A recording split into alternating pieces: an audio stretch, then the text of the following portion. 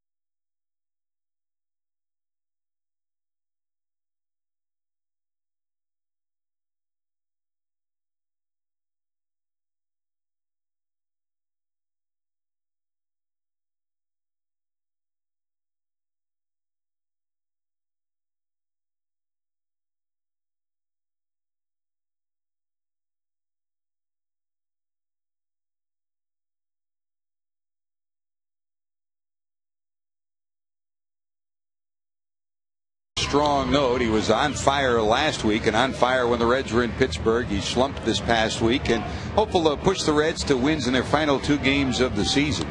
As the Reds and Buccos are ready to get underway today. Our beep beep Jeep pitching matchup, Johnny Cueto against Zach Duke. Cueto trying to finish at 500. Duke already has tied Ross Ollendorf for the team lead with 11 victories on the season, Chris. And he'd like to avoid, though, another loss. That would be a career high for him, for a guy, Zach Duke, that is, that won only 5 games last year. He's had a great rebound season.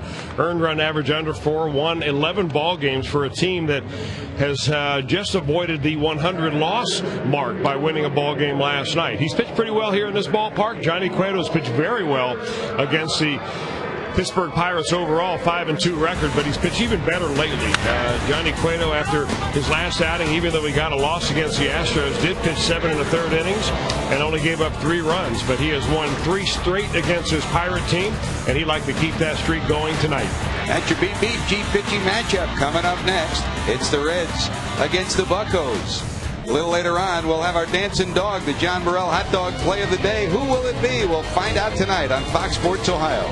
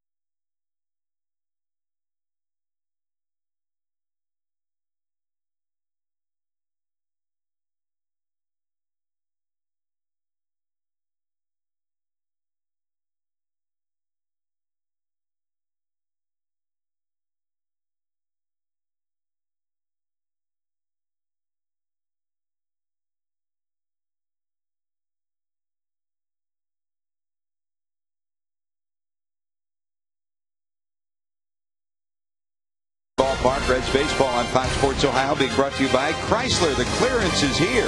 Get to your Chrysler dealer today for some of the best deals of the season. By State Farm, like a good neighbor, State Farm is there. By Dodge, grab life. By Just for Men, stay in the game with Just for Men hair color.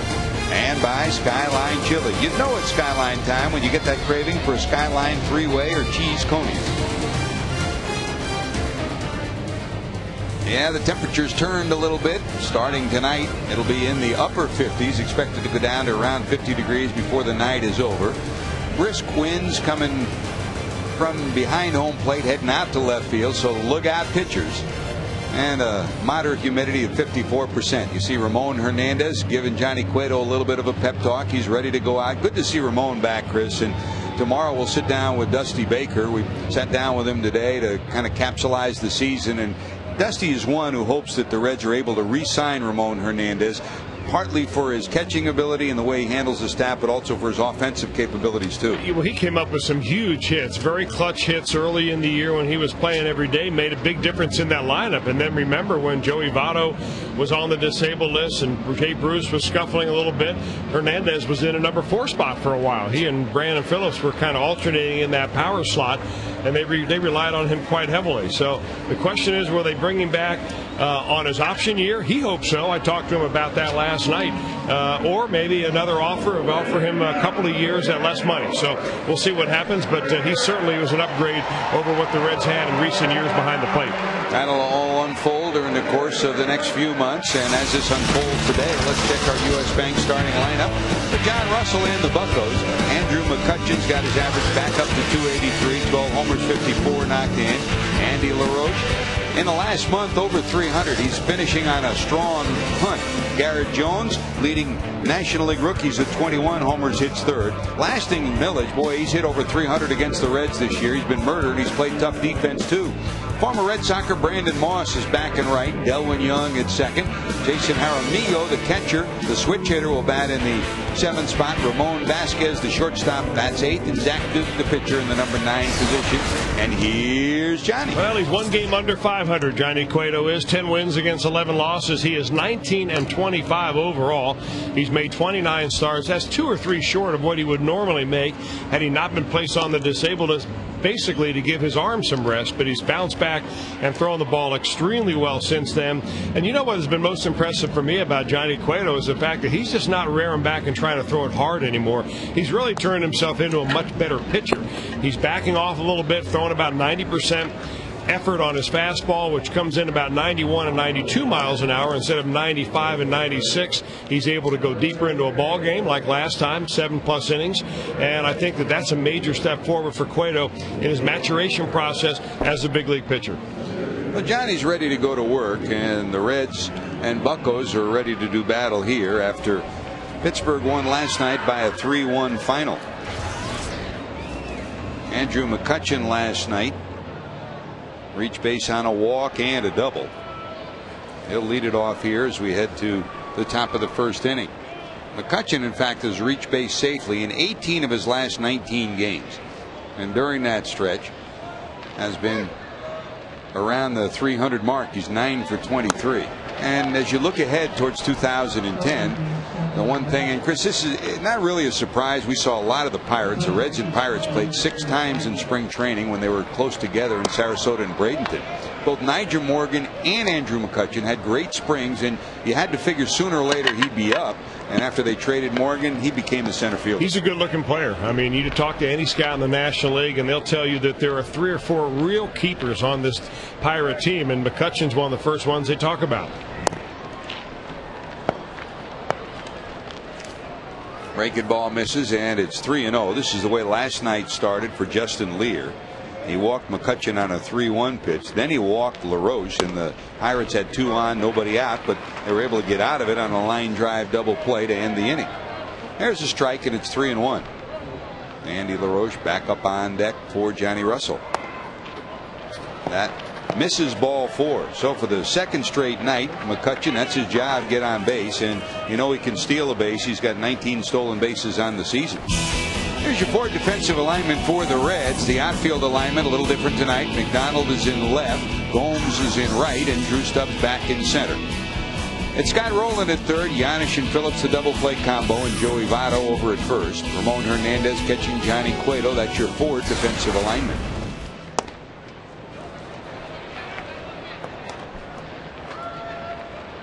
Here's Andy LaRoche at 260, 12 homers, 63 knocked in. He's made the most out of the last month. Against the Reds this year, he's played well. And of late, he's been swinging the bat well as well. Has 11 hits in his last 22 at bats. So an even 500 that's gotten his average at one point was in the 240s, back up to 260.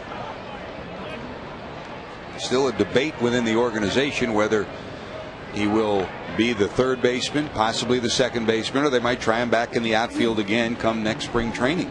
And that's a question for a lot of these Buccos as they rebuild seemingly for the umpteenth time. Pittsburgh, of course, avoided the 100-loss season with their win last night. The most they can lose is 99, but for the 17th consecutive year, baseball record, they are under 500. 2-1. Rip past, rolling into left. That's going to be a base hit. Rounding first, going to second is LaRoche. It kicks away, and the runner McCutchen will round third and score. It rolled around the corner, got away from McDonald, and that'll give the Pirates an early 1-0 lead. It'll go as a double and a run batted in. Well, the exact same spot in the strike zone where he hit one very sharply last night, nearly in the same spot down the left field line did Andy LaRoche. Loves the ball up and in, clears his hips nicely, gets the bat head through, and McCutchen, boy, can he fly. He sees that ball get away from Darnell McDonald. You don't even need help from Beasley at third base. He's just going to come on in himself, and after being gunned down twice at second base last night, Andy LaRoche gets a legitimate double. Twice last night he got a base hit to left, tried to stretch it into 2, and Ballantine nailed him, and then he got a base hit to right, and Bruce nailed him at second. So He could have had 3 doubles in the last 2 nights. As it is, 2 singles, twice thrown out at second. But here is a bona fide 2-base hit. It knocks in a run, his 64th run batted in. And here comes Garrett Jones. Garrett has had an outstanding rookie year with 21 homers, 44 knocked in. And even more outstanding when you understand he didn't get his first home run until the month of July. After Adam LaRoche, Andy's brother, was traded to the Red Sox, he came up and took over first base from that point on in July, August, and September. Johnny having a problem throwing the ball where he wants to. Now he's missing down low, and from up here, and we're in the third deck, and I'm watching it on the monitor a little bit, but looks like his arms dropped a little bit. And sometimes when you're out there pitching, you've got to be your own best pitching coach. 3 balls, 1 strike. A little better that time. And it's really not how high your arm is. Sometimes it's whether you keep your fingers on top of the ball as opposed to being on the side of the ball. You can have a high arm angle and still get on the side of the ball by not keeping your fingers on top.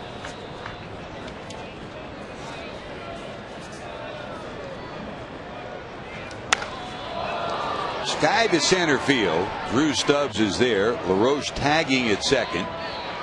He takes 3 steps and slams on the brakes as the ball's cut by Giannis at short. Well, Johnny Cueto, has really smoothed out his motion over the years. Even this year, he's made great strides. Much smoother now than it was. He takes his time. He really loads up as well as anybody and gets way out over his front foot. There was a time when Johnny Cueto would throw that particular pitch and fall terribly towards first base, way out of balance. And that was, he still gives you a lot of thrust because he uses his body so well. But that is much more under control than it was earlier in the year. You want that. You want to be able to kind of follow through towards your target just about as much as you can.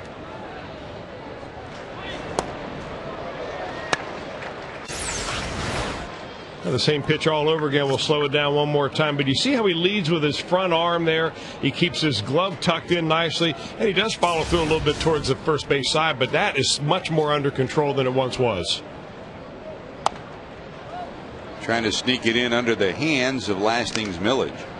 Well, the Reds have had trouble sneaking anything by this guy, the former Mets phenom, then on to Washington, now trying to find a home in Pittsburgh. He's hit .333 against Cincinnati this year. His average up to .285. Had his 4th homer of the year last night. There's a strike. Well, he's a bona fide high ball hitter, and last night he hit the Reds hard because they kept throwing them balls up around the letters. I mean, there are certain guys that you really do have to follow the scouting report on, and Millage is one of them. If you keep it down and away consistently, you're going to have your measure of success. Did he go?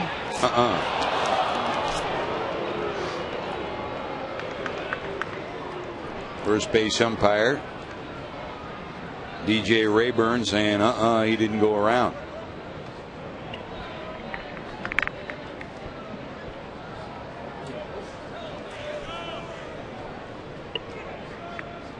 Pretty big lead off second for LaRoche.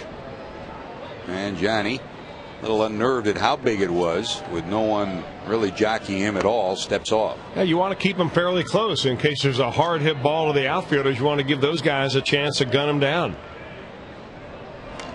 Or better yet, you want to keep them close enough so that the third base coach won't wave them in. This is not an easy place to be a third base coach because normally this is a small outfield. Outfielders play rather shallow, and they get to the ball very quickly. Tony Beasley, the third base coach for the Buccos, as usual. Perry Hill down at first. And Chris, you just see, I always remember Don Sutton telling all the stories about you got the ball in your hand, you're in control. Here's a fly ball, right center. Here comes Stubbs. He'll close. Got it. Second out of the inning. The runner will go back. And if you don't think your infielders are keeping the runner close enough, or if you're a little concerned, step off. You got the ball, you control the game. Yep.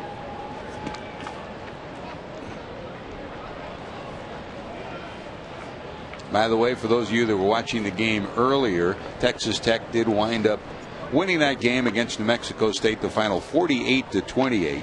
Texas Tech beating New Mexico. That a final now.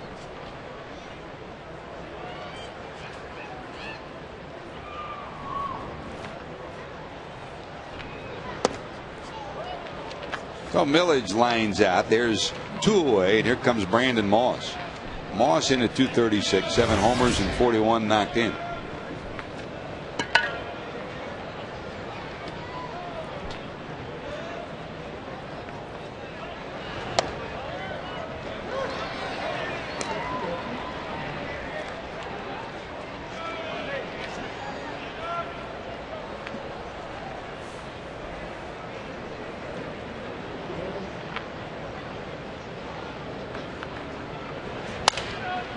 Broken bat, popped down the left field line. It'll reach the seats and be out of play. It'll be 1-2. The Reds have handled Moss pretty well. And when you break a bat, you know you're handling him pretty well. Well, when you hit 236, I think a lot of teams have handled you pretty well. And, you know, it might be a learning year for Brandon Moss. I mean, he's had some bat speed, but I think I'm wondering if maybe he's trying to do too much in this opportunity of getting a lot of playing time. I mean, there are a lot of auditions going on when you look at the cellar dwellers in the league. Sure. You know, Washington Nationals are running players out there trying to secure a position for next year. The Reds, to a certain extent, have done that this year through all their injuries. The Pirates certainly in that category. I mean, overall, he's 236 against the Reds. Talk about shutting him down. He's 6 for 43, 140 for the season. Now, the old adage of Joe Torre, be intense but not tense. When you get that opportunity, sometimes you're more tense than intense. And Sean Casey has told him. Sean Casey, of course, the former great Reds player who was a teammate of Brandon's, and they really hooked up with a great friendship. I mean, he's giving him advice saying just relax, be yourself, see the ball, hit it. Don't try to complicate things too much. And Casey really believes this young man can be a fine major league hitter. 3-2, 2 outs. There is ball 4, second walk of the inning. So a leadoff walk comes in to score, and another walk puts runners at first and second with 2 outs, and here's Delwyn Young. Johnny not very happy right now, and I don't know whether he's complaining about the strike zone of Marvin Hudson or whether he's just kind of angry at himself for not being able to throw strikes. But here's the interim pitching coach, Porky Lopez, who was previously the bullpen coach, out to try to settle him down a little bit. Of course, Porky taken over in the absence of Dick Pohl, who was relieved of his pitching coach duties yesterday. And as soon as Dusty told him the news, he packed his up and headed on home. And we wish Dick the best, and we know that he'll land on his feet, one of the outstanding pitching coaches of the game. Been around a long time, has coached a lot of pitchers, knows a lot of baseball. And I'm wondering if that's a little disconcerting for Johnny Cueto. I have no idea what their relationship was. I imagine it was a good one. But still, you don't have your pitching. You're used to having a guy down there every time you warm up for 29 previous starts. You've worked with him in your bullpen sessions over and over again, and you warm up tonight and he's not down there. And that's maybe like your little safety blanket is gone. Here's Delwyn at 262. There's a bouncer. Wide to third. Rolling. Tries to bare hand. And doubtfully would have gotten him anyways. With Delwyn Young's speed, he was halfway down the line, lickety split. And in all probability, even if Rolling gloves this, he's not going to get Young. It'll go as a base hit. Well, still in all, first time I've seen Scott do this since the Reds acquired him. Go down and try to reach it bare hand and just not able to get the handle. So the bases will be loaded. 2 outs, and here's Jason Jaramillo, the switch hitting catcher. I think the other part of that, Chris, if there was criticism of Dick Pohl, some people said, well, he's a rough guy from the old school. But hey, I mean, look at the young pitchers that have developed for the Reds in the last couple of years. Johnny Cueto at the top of that list. They've done pretty good and matured pretty well. Well, it happens every year. It happens with all sorts of coaching staffs. Sometimes it's the manager. And if there's a perception that there's any kind of underachieving going on overall, somebody's going. And it's a lot easier to fire a coach or a manager, for that matter, than it is the whole pitching staff. And that's just the nature of the game. The other side of that is the most important relationship on any staff is the manager and the pitching coach. I agree. Whoever they pick next year, the manager and that pitching coach have to be on the same page, or else it just doesn't work. And certainly Dusty and Dick Pohl were close, and Dick had been with Dusty in San Francisco and Chicago. Chicago as the bench coach. Larry Rothschild was the pitching coach there, but they were together. No balls, 2 strikes. And he got him. Well, that's the way to take care of business. Johnny said enough of this. He strikes out the final batter. Pirates score a run, lead it 1-0.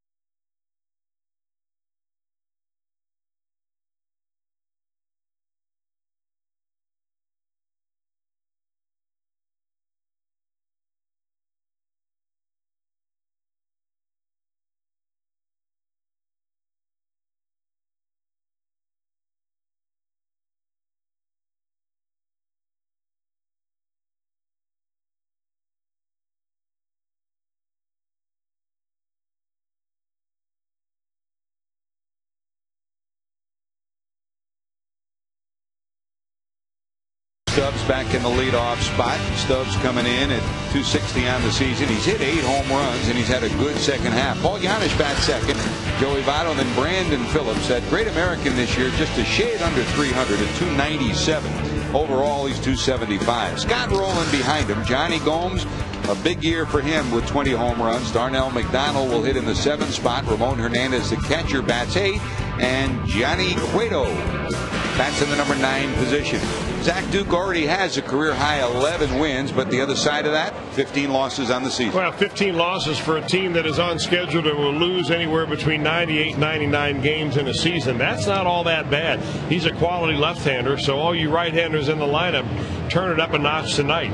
11 and 15. He has 37 wins against 54 losses in his career. But he has 3 complete games this year, and he's thrown the ball pretty well overall. He's only given up 22 home runs, and he's up over 200 innings. He has 3 complete games. He ranks 11th in the league with 208 innings pitched, and needs just 7 2/3 innings tonight to surpass his previous high of 215. So, I mean, he's had a good year numbers wise, even though when you're, Chris, you're in last place, you really don't think of the wins and the losses, because you can't control what the team's doing behind you. But it's been kind of a bounce back year for this guy. Well, you know, he's tied for 3rd in the league. When you talk about those 3 complete games, that puts him in that category of, you know, Matt Cain, Tim Lincecum, Bronson Arroyo, Chris Carpenter, and Zach Duke. And you can go on. There's a number of others that have all had 3 complete games as well, like Cliff Lee and Roy Oswalt and Pinheiro. But, you know, that's in pretty elite company. So, you know, even though he's lost 15 ball games, he has separated himself from the rest of this Pirate pitching staff anyway, by clearly being the best guy in the rotation. Maybe not the best, highest ceiling down the road, but certainly a guy that they need to pitch well year in and year out. 1 ball, 2 strikes to Drew. That's down and in. Ironically, the Pirates are ending the year the same way they started it. Remember that first month of the year, the Buccos were at 500, around 500. They were the surprise team. They pitched better than anybody in the league. They were in first place with their pitching staff for about 2 weeks. And then the bottom started to fall out. This hit pretty good to right. Going back is Moss. He'll have room under it, and there's 1 away. Here's your 4 defensive alignment for the Buccos, and one thing they have done a lot better is play defense. They're number 1 in the league with only 73 errors. They lead the league in outfield assists with Millage, McCutcheon, and Moss. LaRoche, Vasquez, Young, and Jones across the infield, and Jaramillo will catch Duke. And also add this to the list. They've turned 170 double plays for John Russell. Part of that due to the fact there have been a lot of players on base, but they've been able to turn the twin killings to lead the National League in that category. Yeah, 20 of them for Zach Duke. There's Janisch in at 215, a homer, 15 knocked in. back to the numbers for this pitching staff. In the last 5 games, the Pirates have a 1.43 earned run average. Starters are going 4-1 with an ERA about 1.9, and we left Pittsburgh after taking the whole series from the Pirates. They took 3 or 4 from the Dodgers right after we left, and that started the Dodgers swoon that continues into tonight. Starting play tonight, the Dodgers have now only a 1-game lead over Colorado. And they're playing Colorado. Yep. The Rockies win tonight. It's a tie going into the last day of the season to decide who will be the division champ and who will be the wild card. So they got their bags packed, but they're not sure where they're going. Yep. Kind of like 10 years ago when the Reds were playing Milwaukee in the final series of the season. The Reds needed to win one of the final 3.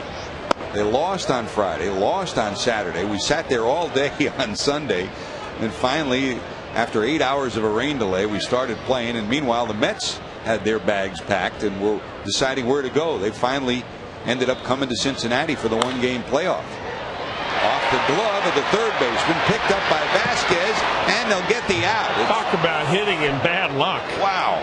5-6-3. What can you do if you're Paul Yanis except shrug your shoulders and run faster, hang with him? I mean, this ball is all but destined to left field for a base hit, knocked down by LaRoche. But here's Vasquez and makes something out of nothing right there. Boy, a pitcher appreciates that kind of defense. Rubber glove. Giannis nipped by half a step, and there's 2 away. Here's Joey. What a closing stretch he's had. 16 doubles in the month of September. The player of the week last week comes in at .316, 24 homers, 81 knocked in. We'll hear from him a little later. Hope you had a chance to see our 3rd annual interview with Jay Bruce and Joey Votto.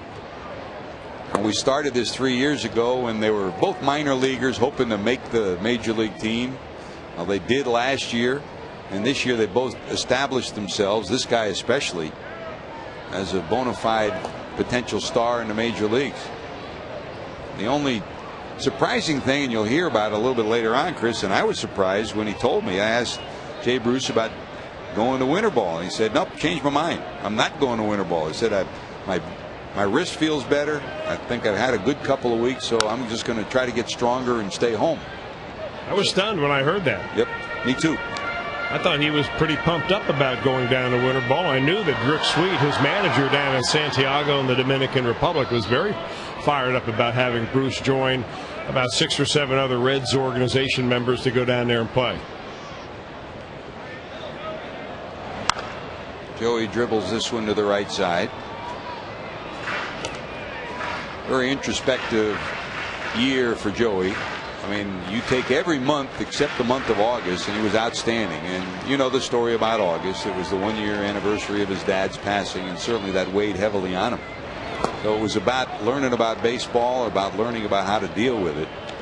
But number 19 is a very uncommon young man. He is developing into one of the leaders on this ball club. He has a great internal clock that will help him be a fine ball player for a long time. He has a great work ethic, and there's a walk. Speaking of the interview that we did with Joey and Jay Bruce, here's Jay talking about his decision not to go to winter ball. I'm not going to winter ball. You decided against it? Yeah, I'm not going. You feeling so good you're not going to go? Well, it's not really. I mean, you know, the biggest thing is I feel comfortable at the plate, and I didn't think I was going to come back as soon as I did. Right. And I've gotten some at bats since I've been back, and I feel comfortable with the plate. So I'm just going to go home and rest and get my strength back in my wrist and stuff like that, and enjoy my off season. Change of course for Jay, who, when he was on the disabled list, told Rick Sweet, I'm going with you to the Dominican. And the good news is he's healthy. And you hope that continues and he starts 2010 the right way. Talk more about that when we return. The Reds 1-2-3 in the first. To the second we go.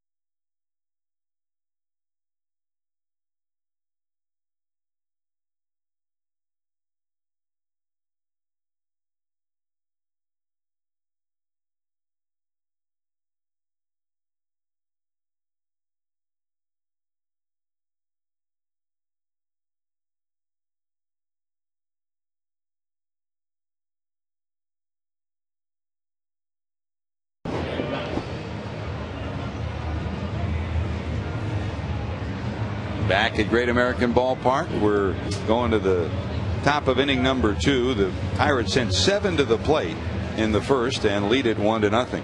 Our storyline's brought to you by Elkin Elk tonight. This has been a year where the Buccos have used a lot of players. Well, if Anthony Claggett makes an appearance tonight, he'll become the 49th different player and 26th different pitcher to appear in a game this year. A club record 49 players appeared in at least a game back in 1987 and again in 2001. The club record for most pitchers used is 26. That was set last year. So I mean, that's the kind of year it's been, as they've had trade after trade, move after move, and a whole lot of folks making the trek from now the AAA affiliate Indianapolis. And great before the game today, Chris, to talk to Howard Kellman, the voice of the Indianapolis Indians, Max Schumacher's ball club, and he's been there for so many years and watched so many players come to the major leagues, and we sure hope someday he gets to come to the major leagues as a broadcaster too. Fine professional and a great guy, and of course Max, one of the best. That was one of the most fun years. I played for the Indianapolis Indians back when they were the affiliate of the Montreal Expos, George. And, of course, Max Schumacher owned the ball club then. His whole family ran the club, and they did a great job. They really made the players feel so good. And Howard Kellman, the voice, we're going way back. I mean, he was there preceding me back in 1984. So he's been around a long, long time. Great guy. Outstanding professional, too. Back-to-back strikeouts for Cueto. First out here of the second inning, and here comes Zach Duke, the pitcher, in a 207, no homers, 5 knocked in. For Duke, he's got 12 hits and 58 at bats, a couple of doubles, no homers, and 5 knocked in.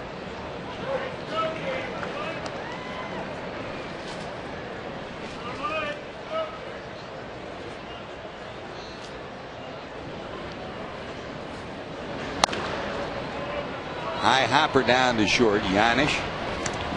Duke retired, and there's 2 away. Back to Andrew McCutcheon. On the scoreboard in the National League, Washington won over Atlanta today 6-4. Milwaukee beat the Cardinals again, the final 5-4. So the opportunity for the Reds to overtake Milwaukee just about out of reach now. The Cubs 5-0 winners over Arizona. Wells now 12-10. The Mets beat Houston the final 5-1. Pat Mish gets the win there. Florida beat Philadelphia 4-3. Sanchez the winner. And the big one tonight, Colorado at LA, and of course also tonight San Francisco and San Diego.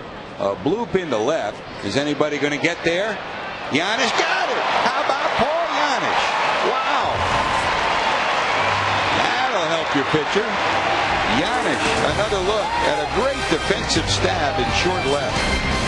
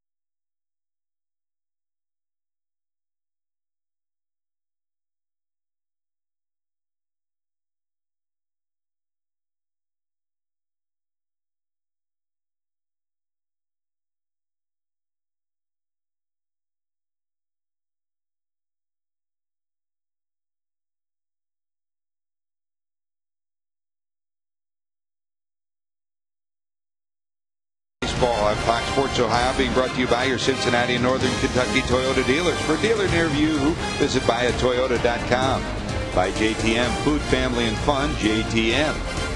Also, tonight's ball game brought to you by Geico. 15 minutes could save you 15% or more on your car insurance. Visit us at geico.com or call 1-800-947-AUTO. And by Jeep. The Jeep clearance is here. Get to your Jeep dealer today for some of the best deals of the season. Great to have you with us here at Great American Ballpark. The next to last game of the season, as Christian Roberts likes to call it, our penultimate game. That's a word I learned from him, Chris. I wrote that down in my book. And he didn't spell it for you, though, did he? No. Okay. He did ask for an extra Didn't think vowel. so. He bought a vowel. George Grant, Chris Welch coming by a little bit later. Jim Day with Reds Live post game. Thanks to Brian Giesenslaw for joining JD on the pregame show. Good to have Brian with us all season long. Jeff Picoros celebrating his birthday at a football game, huh? Here's Scott Rowland.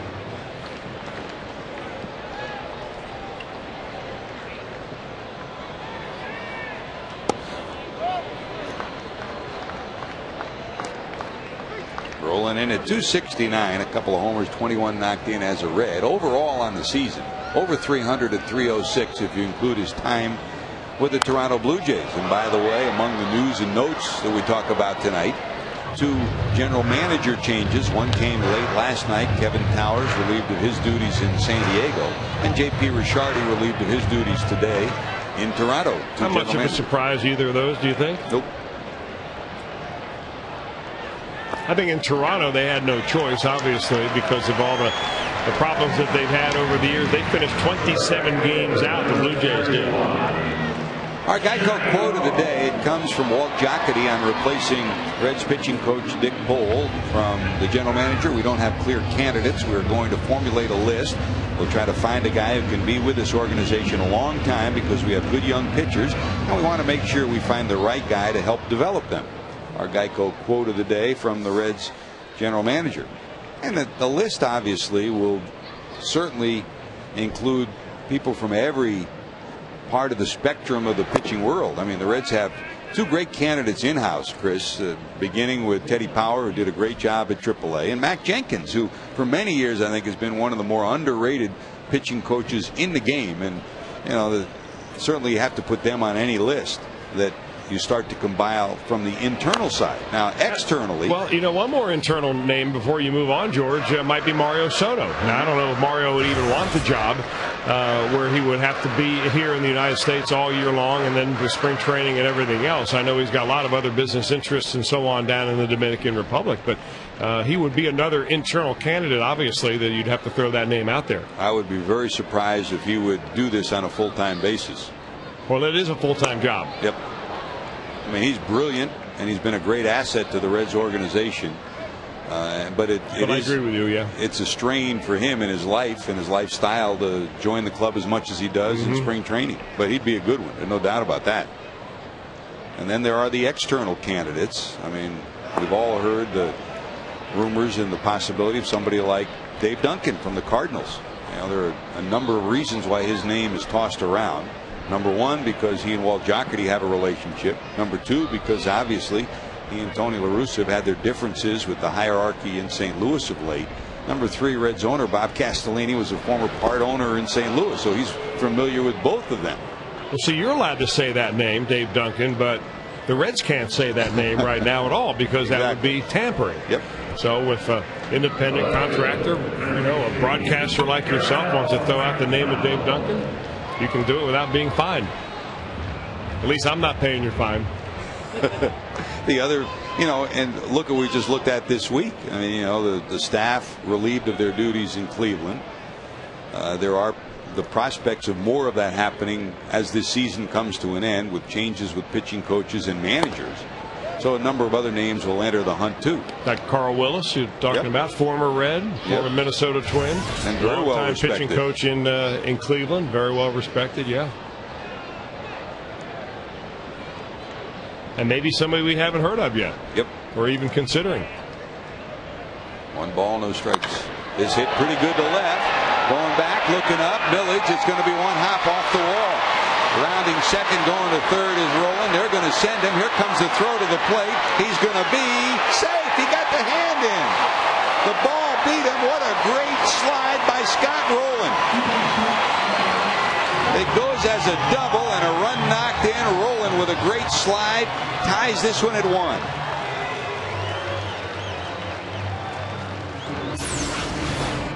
Boy, this guy's a dynamo, isn't he? I mean, every once in a while he'll show you that he's got some tremendous raw power, great bat speed, and for a young man that got his first real taste of the major leagues this year, Darnell McDonald has made a great splash. Very close play at the plate right there. That is a first base umpire making that call. First base umpire is DJ Rayburn. He moved to home because the home plate umpire, Marvin Hudson, went out to third to make a call in case there was one there. The third base umpire went out into the outfield to make sure that he called that play out there right. So umpires rotate around much in the same way the players do. It's the speed merchant, Scott Rowland, scoring with a great slide. Great shot, too, guys. That's outstanding as you get him tapping the plate before the tag on his shoulder. So Darnell's now sitting down at second with the potential go-ahead run, with Ramon at the plate.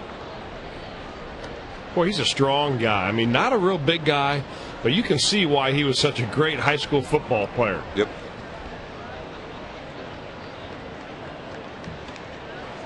When we were in Denver and Darnell went back for the first time to his home area, he was from Cherry Creek, just outside of Denver. Boy, every day people were coming in telling Darnell McDonald stories about his football exploits. 1 ball, no strikes. Ramon takes it for a strike, 1-1.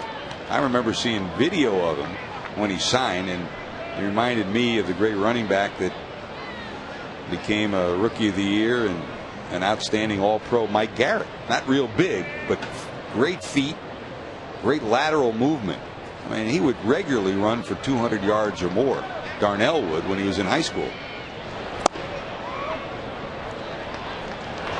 God blesses so many people in so many different ways. All of us are blessed in different ways with different talents.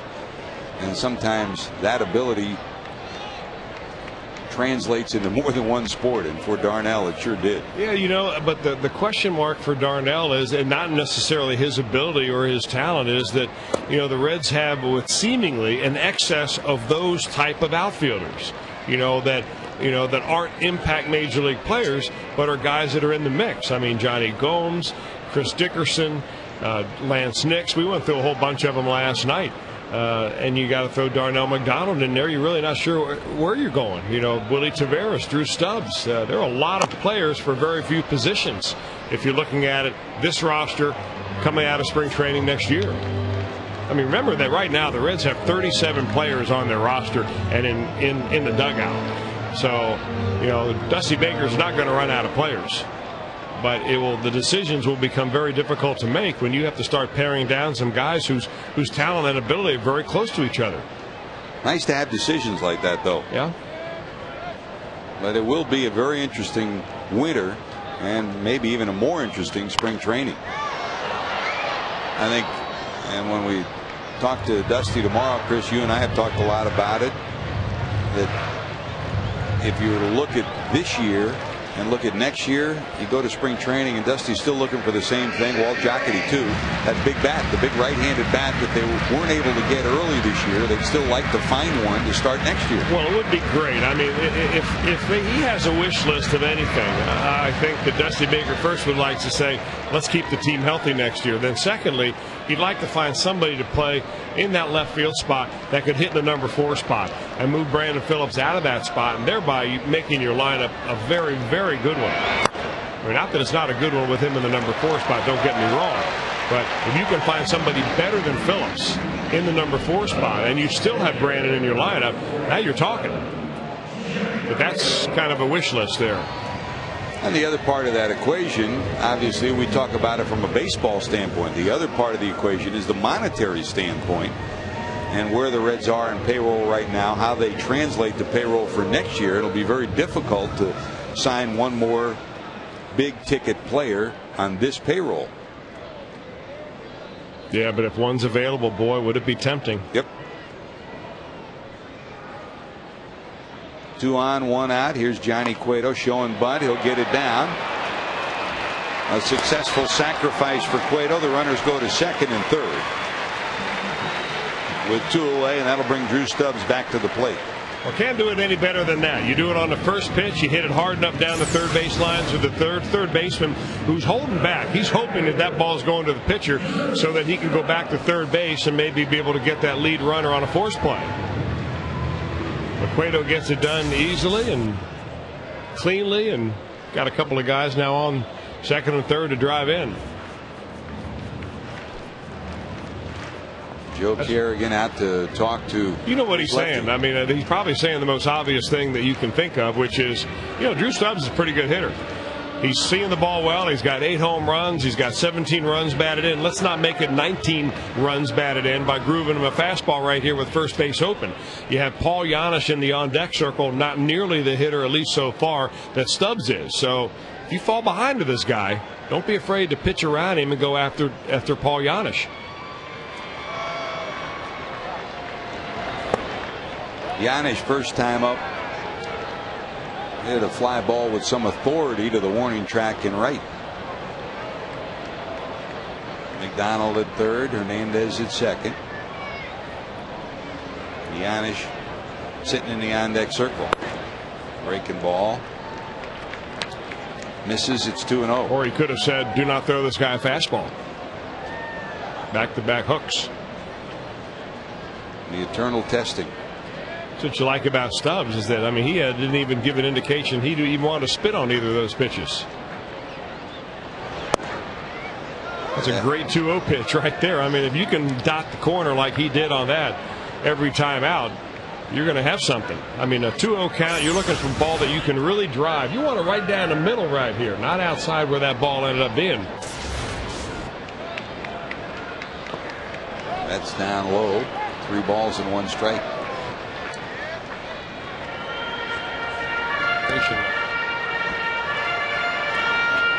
Duke against Stubbs.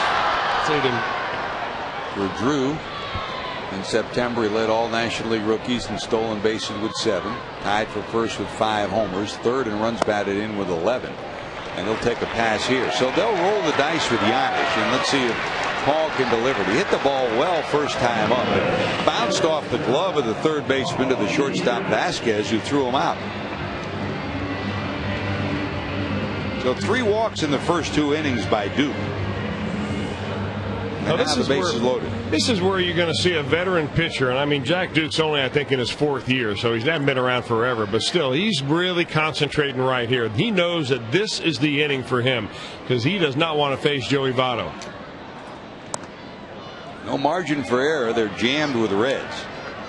Boy, they're playing shallow in the outfield, too. Boy, this Pittsburgh outfield crew, Millage, McCutchen and Moss, they really like to play him shallow. Especially McCutchen in center field. Man, oh man. One of the reasons why they lead the league in outfield assists with 44. This will be caught. McCutchen, center field, will haul it in. The Reds will strand 3, but thanks to a great slide by Scott Rowland, Darnell McDonald gets an RBI, and we're tied at 1.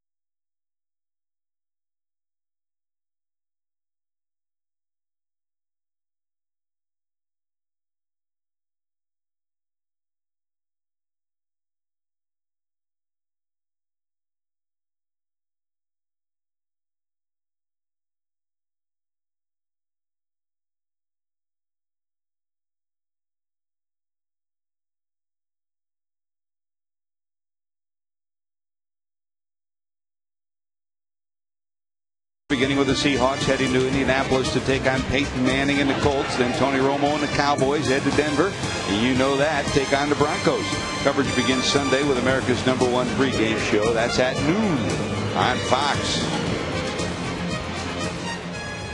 Here we've been talking about the Central Division of the American League and the West in the National League. In that Central Division battle, it goes on and on and on. The White Sox are now leading Detroit 2-0. They're in the second. That's after Minnesota has already won. The Twins win their game, so if it stays the way it is, we could go to the last day of the season, Daddy Wags. Flat-footed tie and all on the line. That would be something else. It really would. And that's still a possibility, too, in the National League. Cueto has it. LaRoche retired. There's your first out of the inning. By the way, during the course of the next couple of days, we'll take some time to say thank you to all the people who have made our Reds broadcast possible all season long. Lion Video, of course, all the drivers, the engineers, the crewers, all the maintenance people that really, you never see them. I mean, you get a chance to see us. You get a chance, and we talk about a lot of the guys that are on the crew that are in the ballpark at game time, but we'd never be on the air, whether it's here or any place else around the country, if it weren't for these guys and the tireless work they provide for us all season long. There's a bouncer down to Votto. He's got it, and there's 2 away. And Chris, some of those stories are interesting. This year's been a pretty normal year where we haven't had any, down to the wire.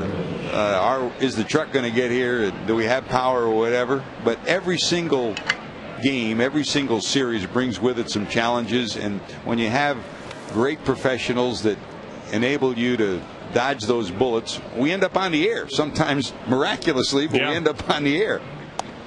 Well, the biggest challenge I saw this year, George, really was to make sure that JTM brought enough burgers when they brought their grill down and they were going to feed the crew. I mean, I have never seen, in all the years we've been doing this, the crew be able to put away so many burgers as they were this year. So congrats to those guys on that end. Well, the Pirates won't lose 100, but the Reds crew made the list, the top 100 list of hamburger eaters this year.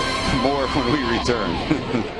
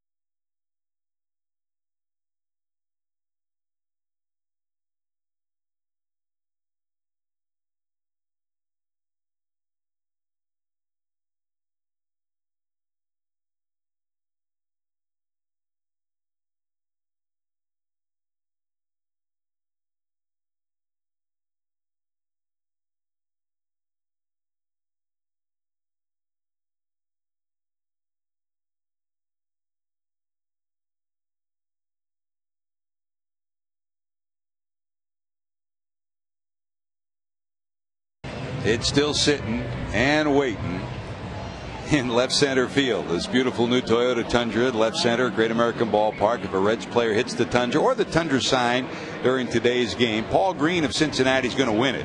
Register for your chance to win during an upcoming game. Only got one of them left at your Cincinnati and Northern Kentucky Toyota dealers. The clock ticks down, Chris. That really would look nice out at the Ponderosa. You could drive around the North 40 with that. It would get dirty out there, George. It looks so good up there on that pedestal, nice and shiny.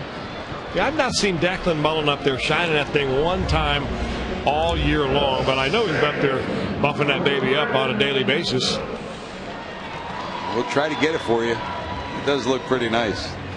I want to continue saying thanks to everyone from the Rainbow Network Communications office, that coordinates our feed here from Cincinnati or wherever we are with the network.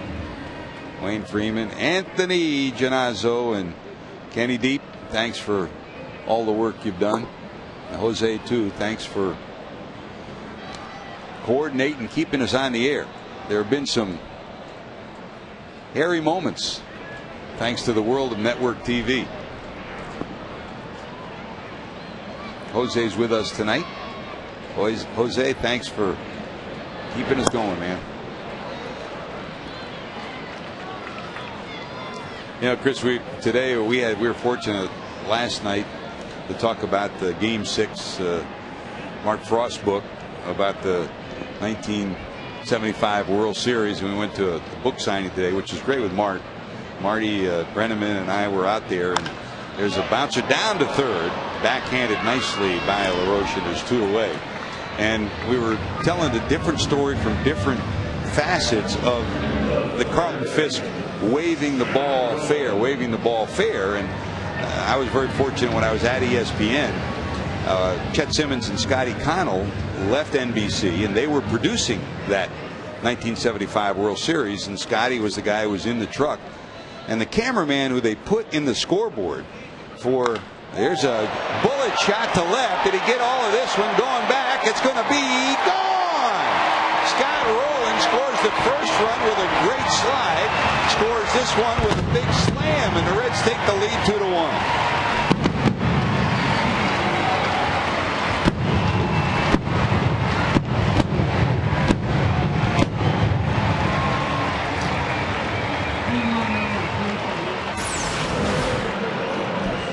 Kind of got him early in the count, and if you look at the numbers inside the numbers on Zach Duke, most of the damage you do off this pitcher is early in the count. He comes after him with a fastball,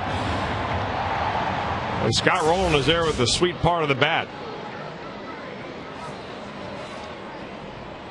Big bomb from Scott, his third as a Red. Here's a jolt. That sounds nice, doesn't it?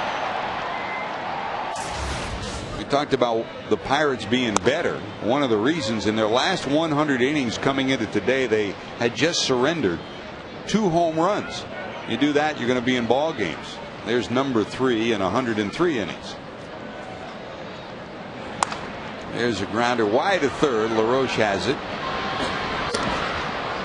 and they get Gomes by a step. But a homer by Rowland, and the Reds take a 2-1 lead. We'll finish the 75 story when we return.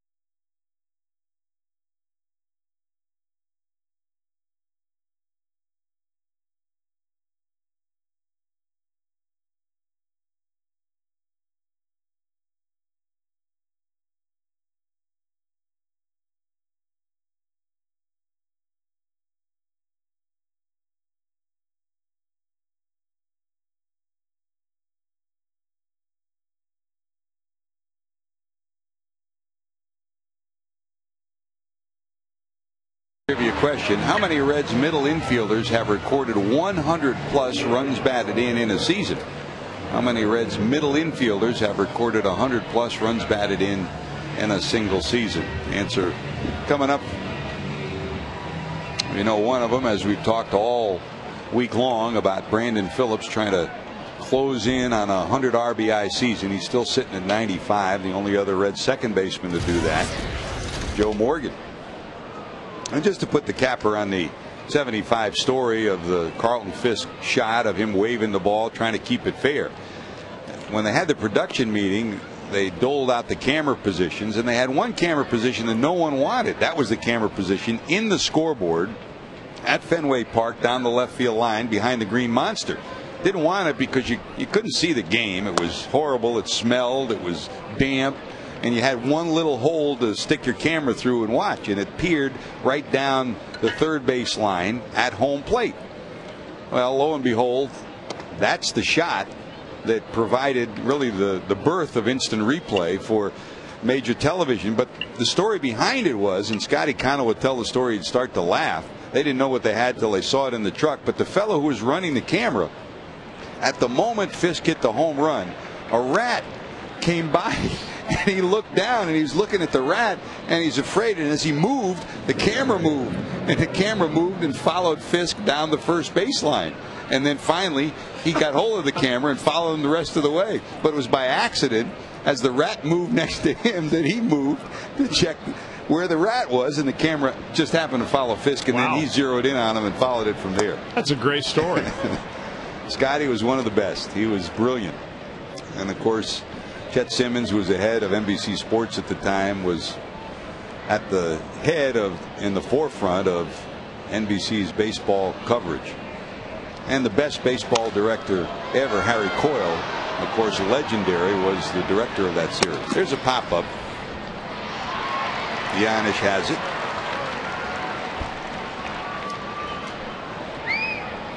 Our Honda standings update. In the West, this is the way it shapes up going into tonight. Kershaw against De La Rosa out in Dodger Stadium. If the Colorado Rockies win again, it's a tie going into the final day of the season. The Dodgers' magic number still 1.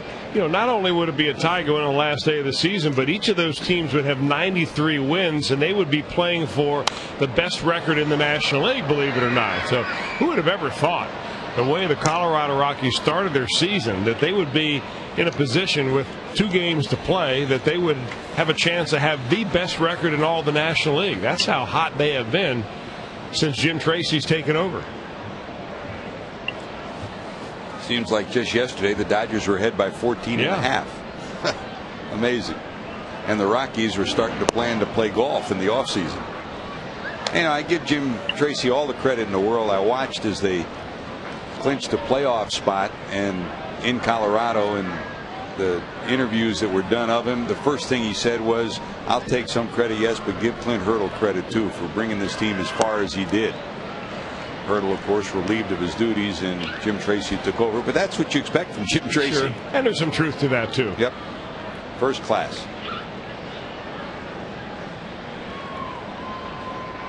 One on, one out. Jason Jaramillo struck out first time up at the plate. Here goes the runner. Here comes the throw. Got a good shot at him, and he's a dead dog.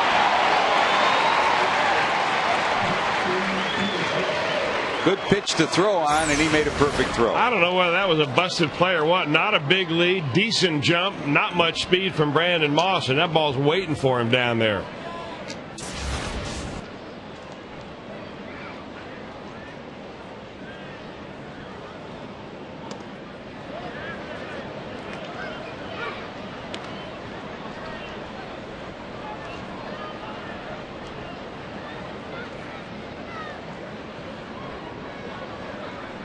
Full count, 3-2 to Jaramillo. There's a call, strike 3. Johnny Cueto gets some help from his catcher and takes care of the rest. Reds lead it 2-1, heading to the bottom of 4.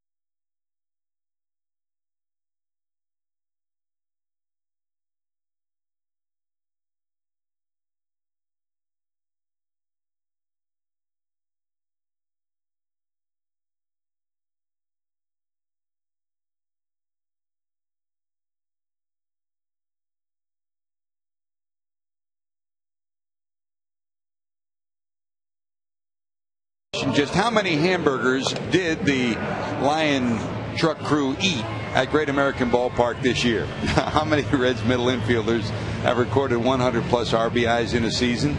Any guess, Chris? I would have to say how many? I don't know. One, that would be Joe Morgan. Obviously, would be the one that would come to mind. I thought maybe, I guess Barry Larkin never was in a position to do that where he batted in the lineup. Davey Johnson had the best description of Barry Larkin when he took over the Reds. He said, he's my best leadoff hitter, my best number 2 hitter, my best number 3 hitter, and my best number 4 hitter. Where should I play him? Well, wherever you played him, boy, he gave you something special. How about this day for Darnell? He doubled in the Reds' first run, and he rifles this one into left center. He's 2 for 2. A great opportunity for Darnell as he's come back a second time, and he's made his presence felt. Well, Zach Duke trying to hit that outside corner, but he's coming right down the middle of Broadway right there, and Darnell's waiting for it, staying back and lashing it.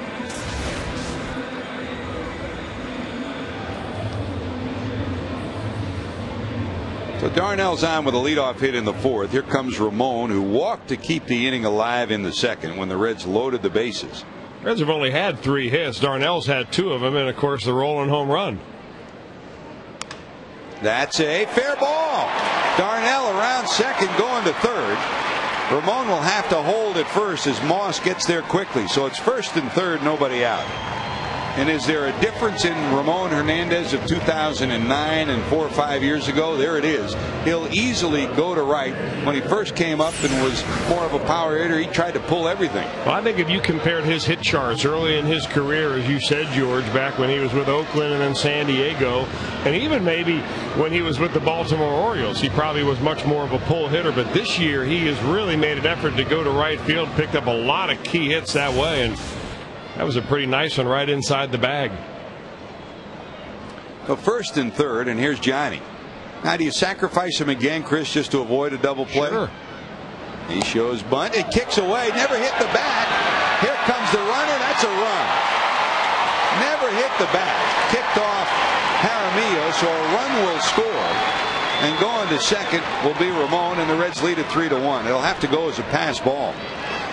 Give him an RBI on that, right?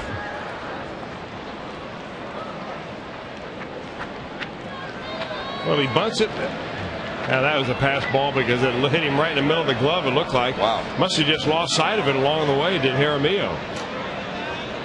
Alert break. Cueto waving, I didn't get hit, I didn't get hit. Come on in, and Darnell scores. So now you take the bunt off and probably let Johnny swing the bat, maybe drive one in here. Or you'd put a runner over at third base with only 1 out with a sacrifice right here, make it easy for Drew Stubbs to try to get that run in. That's probably the way they're going to go. Now, we haven't used that this year. The Chris Welsh, how many ways can you score from third trivia question. Well, should we do that tomorrow? We can do that. We're loaded up tomorrow, though. Showing bunt, gets it down. They'll think of third, but then take the out. It looked like they were going to go there, but opted not to. So the second sacrifice of the day works for Johnny Cueto. That's a nice play. It's a swing play. The shortstop takes off to go to third. The third baseman charges. First baseman charges. And at that point, it's great if he decides to go and you have a force play. That play works best when you have first and second and it's a force at third. But when you've got to throw it and tag the runner, that's not nearly as effective of a play. A little surprise right there that John Russell would call that, but Reds get it down anyway because that was an excellent bunt. So only 1 out and the runner down at third. That will have the Pirates bring the infield into the edge of the grass. Good job by Johnny Cueto. 2 sacrifices for tonight. And for Cueto on the season, he's now in double figures with 8 sacrifices. He trails Bronson Arroyo, who leads the team with 14. Trying to get a ball in the air is Drew Stubbs. Stubbs flied out and walked in his 2 previous plate appearances. Mark Berry rolling through the signs down in that third base coach's box, and as usual, Billy Hatcher down at first.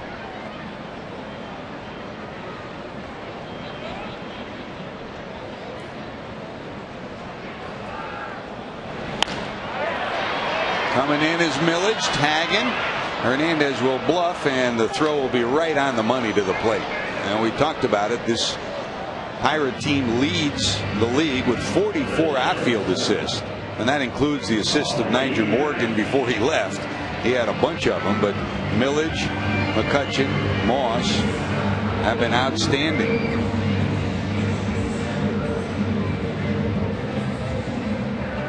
The one thing that's obvious as you look at what Neil Huntington has done with his outfield in the last year plus, Chris, is that they believe at their ballpark, PNC Park, they need more speed in the outfield. They need athletic outfielders, and there clearly is more of that. Now, what they've lost, I mean, they lost a Gold Glove outfielder, Nate McLeod, and they lost the offense of Jason Bay in that whole Well, they lost the salaries that go along with them.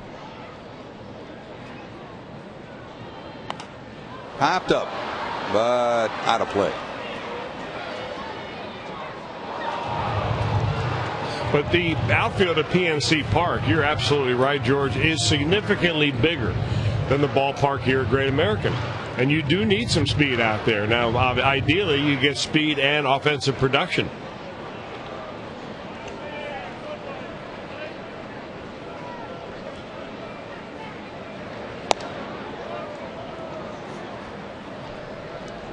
Trying to get the runner in from third is Giannis. He bounced into a 5-6-3, put out his first time up and fly to center with the bases loaded in the second. That's wide. 3-1.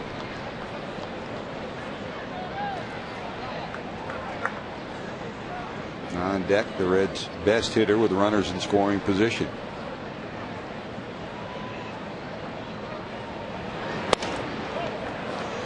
And he's going to get the hit. Don't forget, tonight's Mega Million jackpot is up to $122 million. $122 million. Buy a ticket today. You could be a big winner in the Ohio lottery.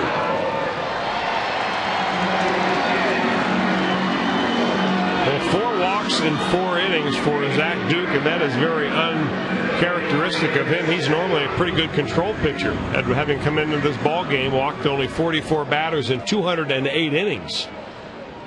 So the Reds are working him, and he's not finding the strikes the way he'd like to. Breaking ball misses for ball 1. Joey walked in the first and was left stranded. He bounced to second in the third.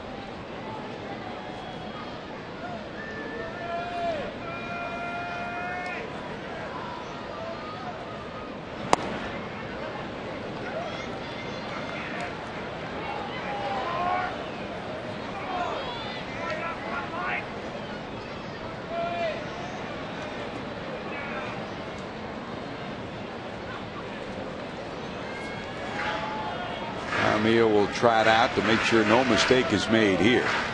Pirates already trail 3-1. A bolt from Votto, and this game looks dramatically different.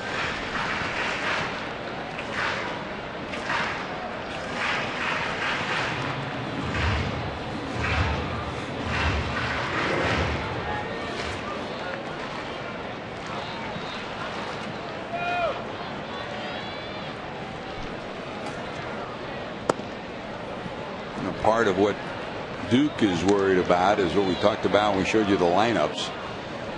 Joey is 9 for 14 against Duke in his career, so it's something that you remember. And that's odd, you would think, because lefty versus lefty, you think the pitcher would have the upper hand here. But Joey really likes to hit the ball that's out over the plate and away from him. He waits back so well, he drives that ball the other way. If you notice the teams that seem to do better against Joey Votto are able to pound the ball inside. They pitch in the same way they do Jay Bruce. Right-handers throw sliders that go down and in, but Duke doesn't have that pitch that'll start in and then even move further in. Left center field, Millage going back, looking up. He won't get there. 2 runs are going to score. Votto around second. He's going to try for third. Here comes the throw. He will be out. But for Joey, he'll pick up his 38th double. He plates 2 more and make it 10 for 15 against Duke. The Reds put 2 on the board and lead it 5-1.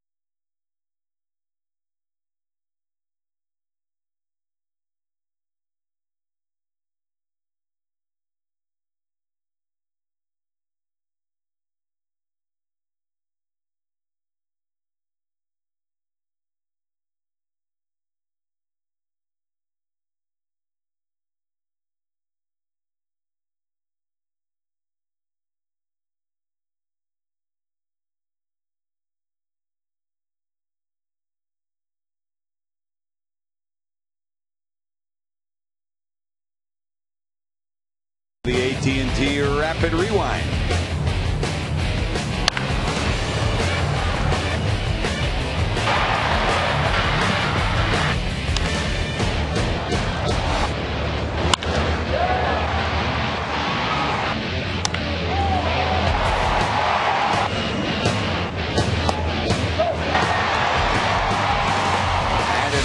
Five runs, 5 hits for the Reds, a run, 2 hits for the Buccos. AT&T, the nation's fastest 3G network. AT&T, your world delivered.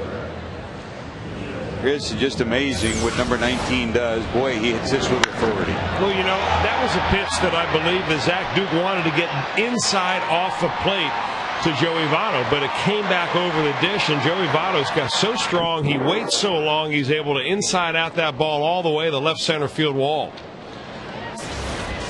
And Zach Duke has to feel helpless out there. I mean, what is he, 10 for 15 now off of the left-hander? And he really doesn't have a pitch that can handle Joey Votto. So really what he ought to concentrate on is making sure that he doesn't allow the guy ahead of him to take a base on balls. I mean, after all, he walked Paul Janisch to get the Votto. That's not a good thing. Rolling one hands that. Vasquez retired. There's one away here in the top of the 5th.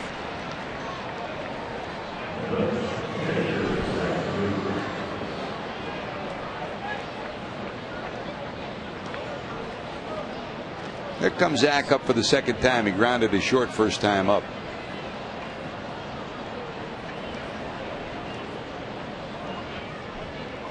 Now, if you're Zach Duke, you probably don't know exactly what Joey Votto's hitting against you, but you know every time he comes up, he's hit the ball pretty hard. You know that you're out of pitches. Yep. I mean, you've tried everything you've got in your arsenal, and maybe he ought to really go back to basics. Or maybe watch some tape as to how other pitchers and other teams pitch them. But sometimes that just happens. Even to the best of pitchers, there are certain guys that just have their number. And Zach Duke's a quality left-hander. There's no question about it. But Joey Votto's got the upper hand with that matchup. Hey, don't miss out on your chance to see the amazing Crosley Field exhibit and more at the Reds Hall of Fame for only $1.50. Tonight and tomorrow you can take advantage of this special offer. All you need, a game day ticket. Visit Reds.com/HOF to find out more about what's going on at the Reds Hall of Fame and Museum. Now, Chris, in the 17 years we've done the games together, the one matchup that was probably drew more raves and it was kind of fun the way they both handled it was Jeff Bagwell and Scott Sullivan. Yep, I knew you were going to go with that. Every time we go to Houston, or every time the Astros would come here, the first thing Bagwell would say when you walked into the clubhouse was, "Did you trade Scott Sullivan yet?" I think he ended up 1 for 22 against them. He finally did get ahead, but I think he was about 0 for 21 before he got it. Yep. And even then, I think it was a bloop. And Sully didn't even want to look at him because he didn't want to jinx himself.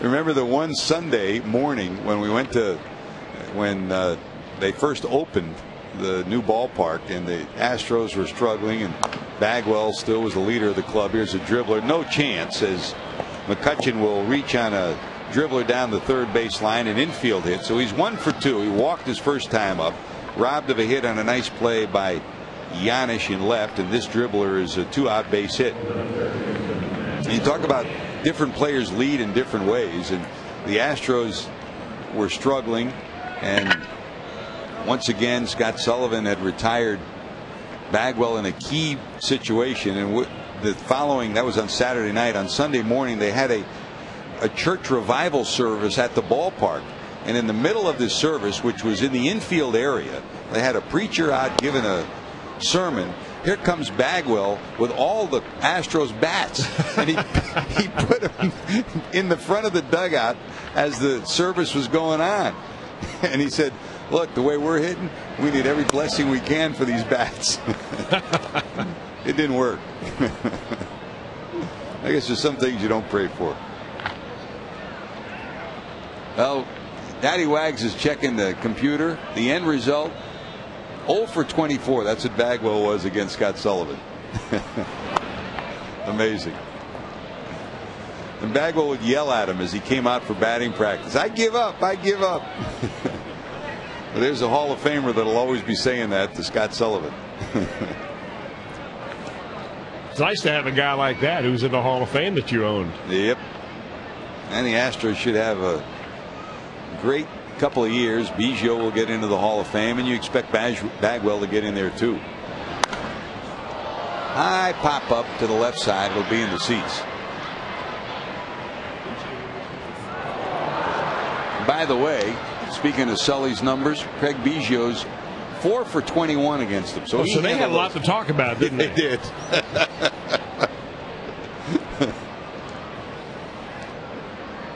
That was a great rivalry during that era. Man, some intensely competitive games, but a lot of respect from those two clubhouses. You know, and to think that Scott Sullivan got cut off of his college baseball team. He came back as a batting practice pitcher, and one of the guys suggested he started to throw sidearm, and all of a sudden the world opened up for him. He went from a non-pitcher even at the college level to being a very, very fine major league pitcher. Auburn's biggest football fan. Great dad, and hopefully someday he'll get into college coaching. I know he's expressed interest in it. He'd be a tremendous coach. Happy to be home with his kids right now. Great family and great family man. 2 balls, 2 strikes, and 2 away as they try to get Andy LaRoche. Foul that one off his right foot. And the other irony of that is there were some people in the Reds organization, every year you'd come to spring training, or for that matter, you'd go to the winter, and the season was over, and they say, you know, we got to find somebody better. And every year Scott Sullivan would lead the team in appearances. He'd pitch 1 inning, a third of an inning, 2 innings, 4 innings. He was the backbone of that bullpen for so many years under Tom Hume. And it had not been for his backbone, he would have toiled for more years. 2 balls, 2 strikes.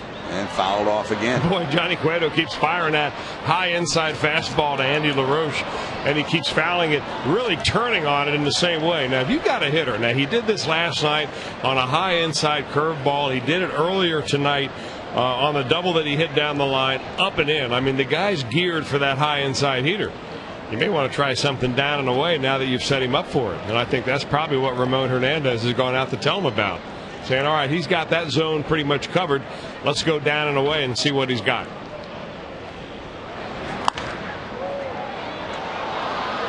They'll get the out at second. Hanging with it is Paul Giannis. Hit right on the button again by LaRoche. He's been hitting liners the last 2 days. Giannis gets him. The Reds still lead at 5-1.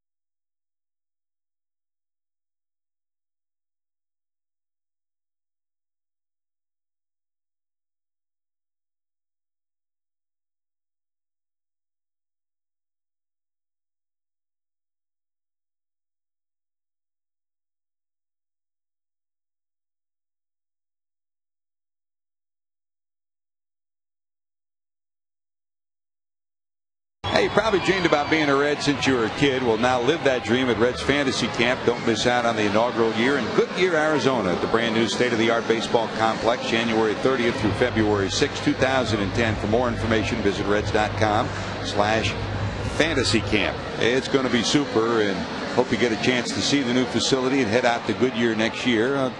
You know, a stone's throw away from downtown Phoenix. The Reds will have their spring training there. It'll be certainly an upgrade dramatically from the facilities that the Reds have been used to. Brandon Phillips bounces out, and there's one away.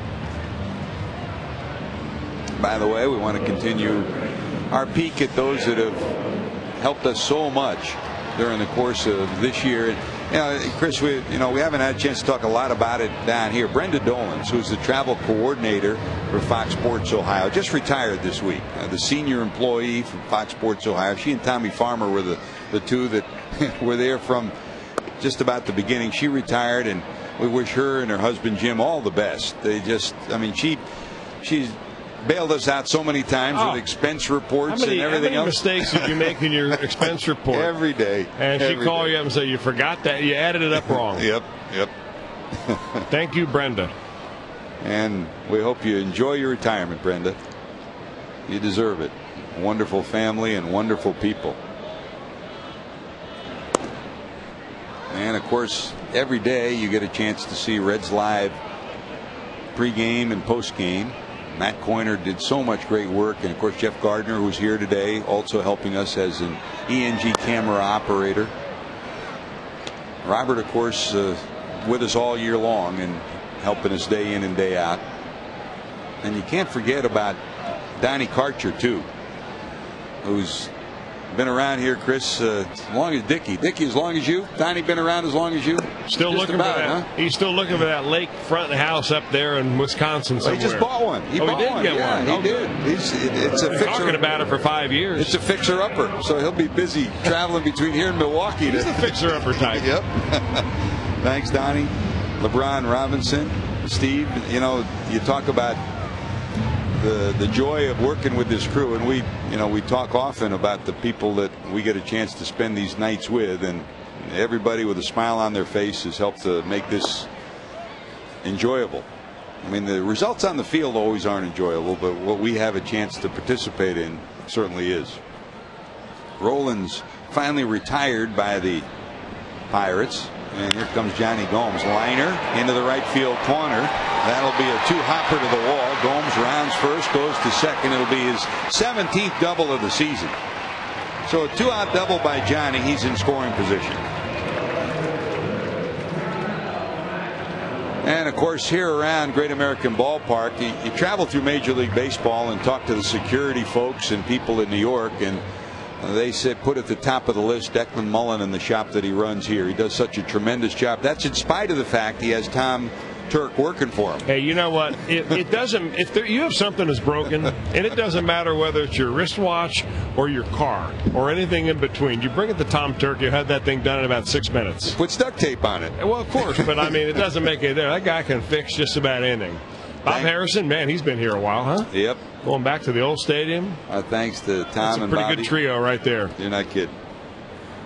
They got that little cart they go around in with all the tools in it. I mean, they could rebuild the ballpark, I think, with what they got in that cart. Thanks, guys. They chased me in the hallway many times in that thing. I'm looking for a doorway to duck into. You thought you were back in school, didn't you?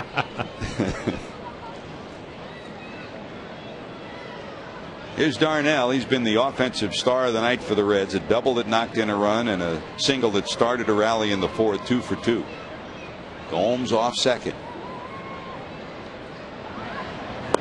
Talk about finishing strong. Last 9 games that he's played in, he's 12 for 27 at .444. And picked up his third double during that stretch here tonight.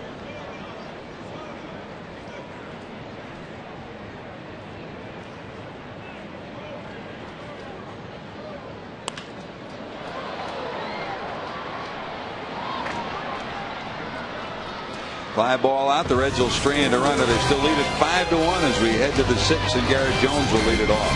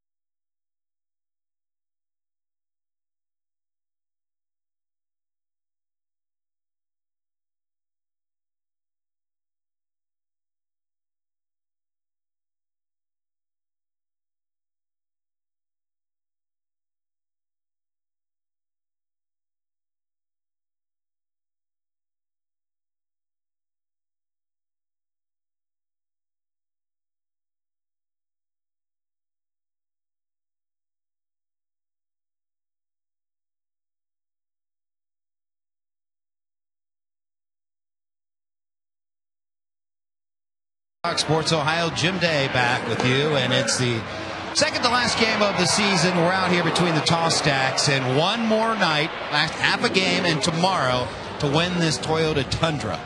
This thing has been on the post out here in left center field. One Reds player hits the sign.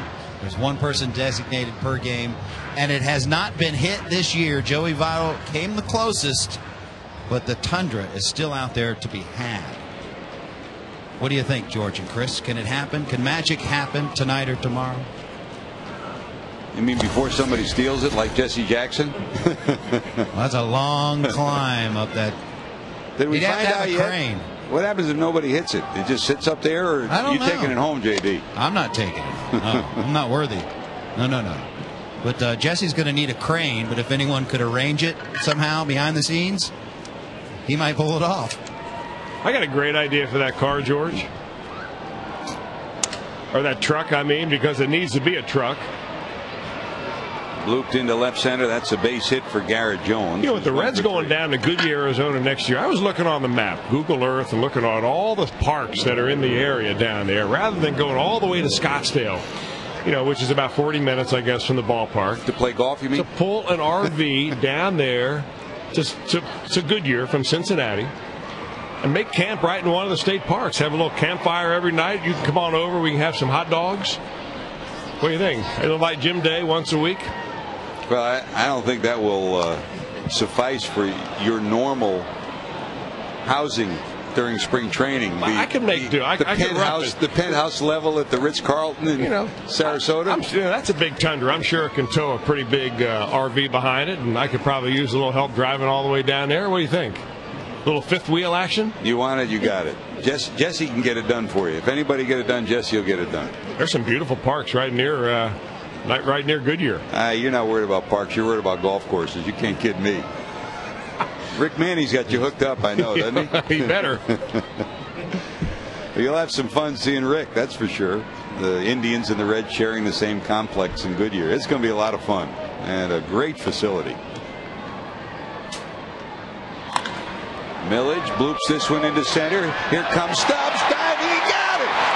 Drew Stubbs robs Millage of another hit and holds the runner at first. Boy, he's been playing brilliant defense.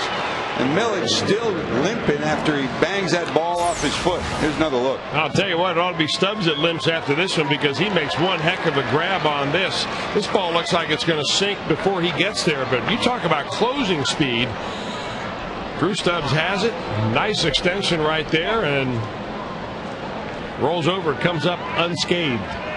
Nice play by the Red center fielder. And great knowledge on how to roll, too. I mean, that's one of those diving efforts where you can end up hurting yourself, but you saw him turn his body, roll over, so you don't put all the pressure on that shoulder joint. You learned that in the fire drill. Drop and roll. Drop and roll. Hey, Reds fans, for great tasting food and family fun, pick up JTM Philly Kits, burgers, or delicious barbecue from your favorite grocer. JTM Food, family fun. Another look, Chris. Now, we saw some great defense last night. Jay Bruce making that play off the wall, throwing out a runner. I guess Andy LaRoche at second base won a bullet of a throw, and a great play right there turned in by Drew Stubbs.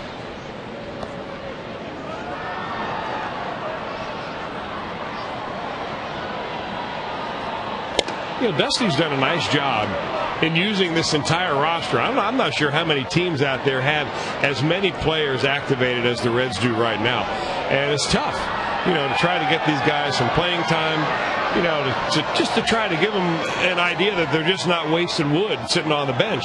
And he's been able to move them in and out of the lineup. He's got Hernandez catching tonight, Darnell McDonald in there. Gomes had the night off last night. He's in tonight. He probably liked this big roster. Moss walks for the third time, and here's a reminder: last season, the Blue Jackets made it to the playoffs for the first time ever. They're looking to do even better in 2009, 2010. Now they look to take the next step towards putting their name on the Stanley Cup. The Jackets battle the Canucks Monday at 10 on Fox Sports Ohio.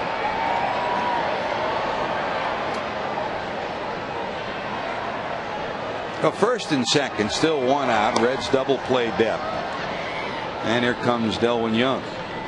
Young reached on an infield hit and popped up.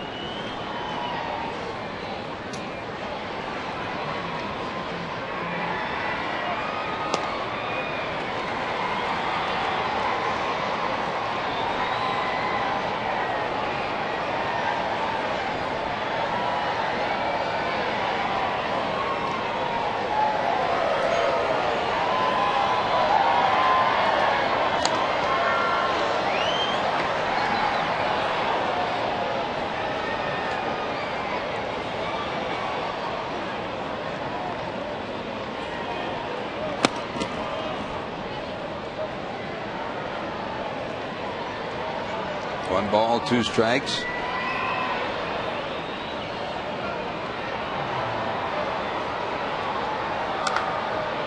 In the air to right, hit pretty good. Gomes, a long run, looking up. It will be 6 rows deep and gone. All of a sudden, a brand new ball game. As Delwyn Young was only 1 for 7, and that was an infield hit against Cueto. Gets a big swing and a round tripper that plates 3, and it's a 5-4 ball game. There was some question as to whether Delwyn Young would play in this series. He was, like many of the Pirates, were stricken with that flu bug that went through that clubhouse very seriously, and he was kind of a little bit weak coming into this series. But boy, he puts a pretty good swing on a pitch that's down and in. Not all that bad of a pitch by Johnny Cueto. Sometimes you deliver a good one and the batter drops the bat head. That's off his shoe tops.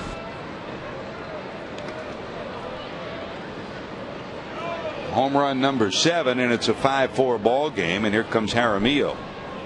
You know, sometimes when you throw a pitch, you're out there and you want to beat yourself up. But when you throw that pitch and it is below the knees and he's able to elevate that for a home run, that's just where you tip your hat to the hitter and say, hey, you know what? You put a pretty good swing on it.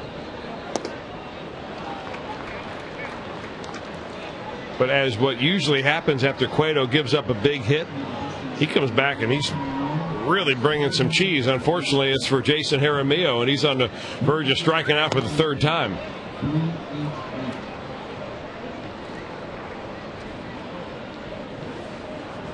Cueto was in an eyelash of picking up strikeout number 5 on the 1-2 pitch, but Young delivers his 7th homer. Now 43 runs batted in for Delwyn.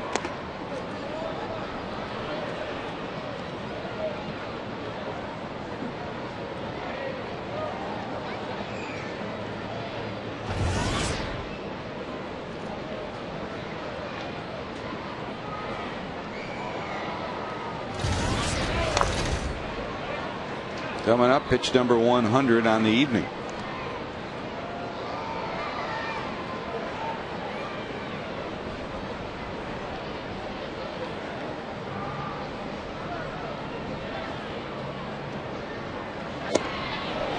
He gets him for the 3rd time. 2 away.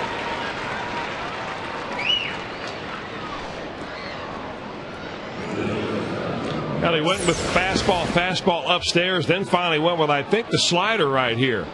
And Jaramillo just way out ahead of it.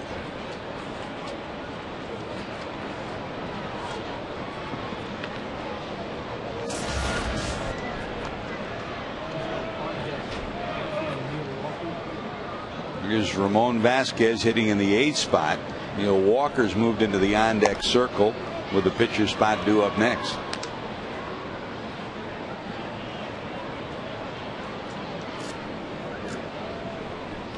And with Cueto hitting the 100 pitch mark, action in the Reds bullpen for the first time. Lefty Daniel Ray Herrera, righty Jared Burton have gotten up and started to loosen.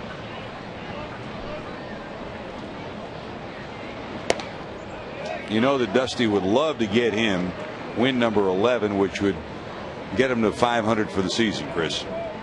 It would, and Dusty has a lot of. One of the reasons why players like Dusty so much because he knows about those little things like that, and he pays attention to them, trying to take care of each player like he's his own son, and that's one of the things you really would love to get to, because when you look back on your career or at any other time in retrospect, you say, being at 500 is a lot better than being under 500, even if it's just by one game. 3-2, 2 outs. You know, based on what we've seen this year, you expect much bigger and better things out of Cueto next year. What impresses you so much is his aptitude, his intelligence. No, he doesn't speak a lot of English, but from a baseball standpoint, he has it, Chris. I mean, he understands the game, he understands, and he's learning about his own abilities to coincide with that. He's got great composure for a 23-year-old. I mean, he looks and believes that he belongs. He looks like he belongs, and he believes that he belongs. He doesn't let the game rush him. You know, when he gets in trouble in an inning, it used to be, and most pitchers are like that. I mean, at one time, Homer Bailey was one of the worst examples of all. He'd get the ball and try to pitch as fast as he could. Get it and go, and when the inning's deteriorating on him. And as you learn, it's in those situations that you want to control the pace of the game, and that's one thing that young pitchers have to figure out how to do, and Cueto has done that. Edinson Volquez still in the process of doing that, too. He told me yesterday, he goes, I feel like I could pitch today. I know. I said, well, don't try. You're not supposed to be back until next year around the All-Star break, okay? 6 strikeouts for Johnny, probably his last inning. 109 pitches for Cueto. Young's homer makes it a 5-4 game.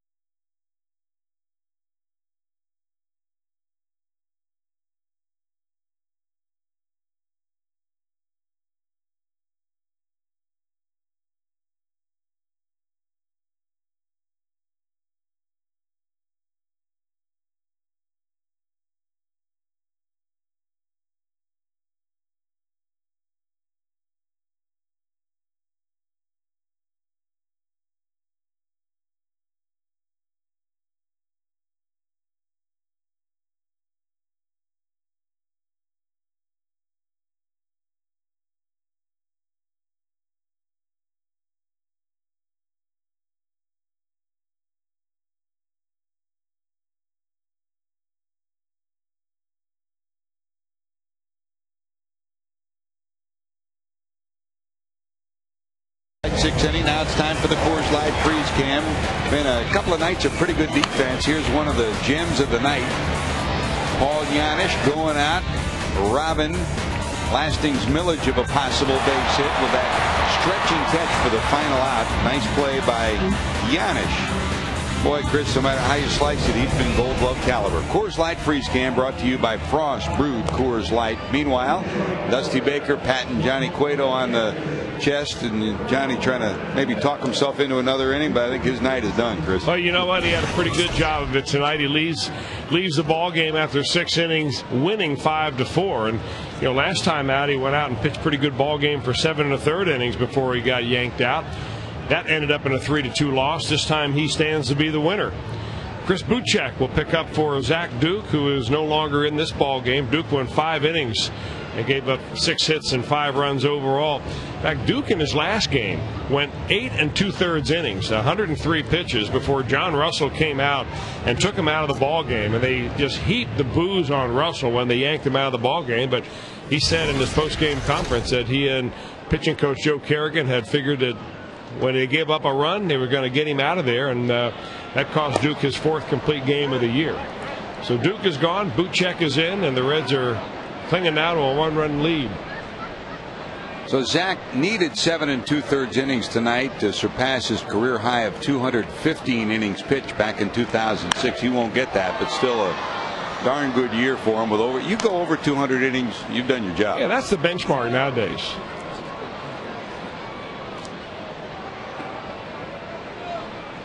Here's Ramon. He walked in the 2nd and singled to keep the rally going in the 4th. Juan Francisco's moved into the on-deck circle with Cueto due up next.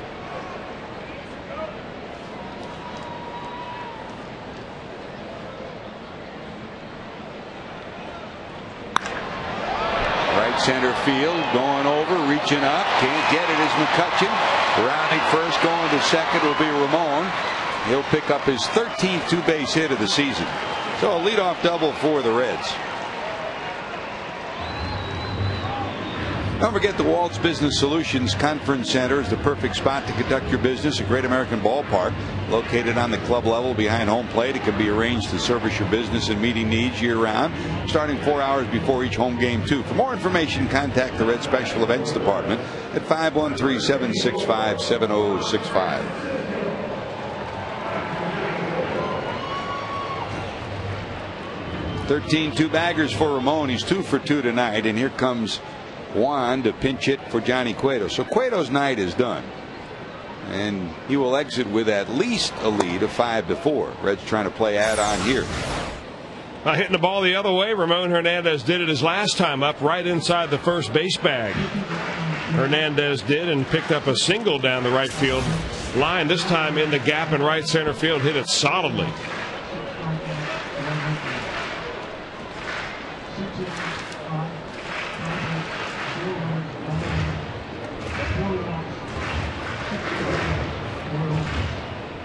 Those boot checks delivers to Francisco, pinch hitting for Cueto. Johnny's night is done. 6 innings, 5 hits, 4 runs, all of them earned. 6 strikeouts and 4 walks.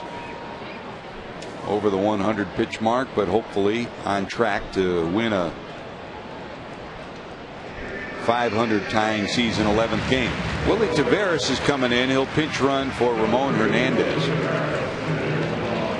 And Chris, while Ramon is playing in these final couple of weeks, he's still not 100%, and they don't want to push it, risk it, especially with a insurance run sitting there. I mean, he tells us that it feels okay, but after catching a few games, I'm sure he could use a blow here or there. Well, he certainly has contributed enough tonight. Did a nice job with Cueto, so you got to figure you're bringing a new pitcher in, so you can bring in one of your other catchers. You got 3 of them on the roster. Hop back and out of play. 1 ball, 1 strike. I'm excited about this guy. I mean, I don't know where he's going to be next year, you know, out of spring training, in June, in September, don't really know, but man, oh man, he's got a nice swing.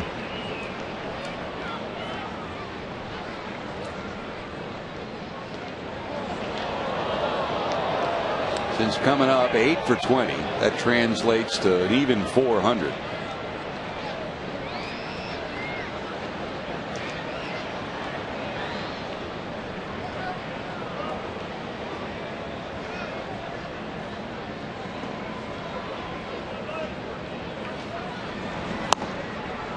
Breaking ball down and in, and it's 2-1. Update for you: the White Sox now lead Detroit 4-0. Minnesota's already won 5-4 over Kansas City. So the plot thickens in the American League Central.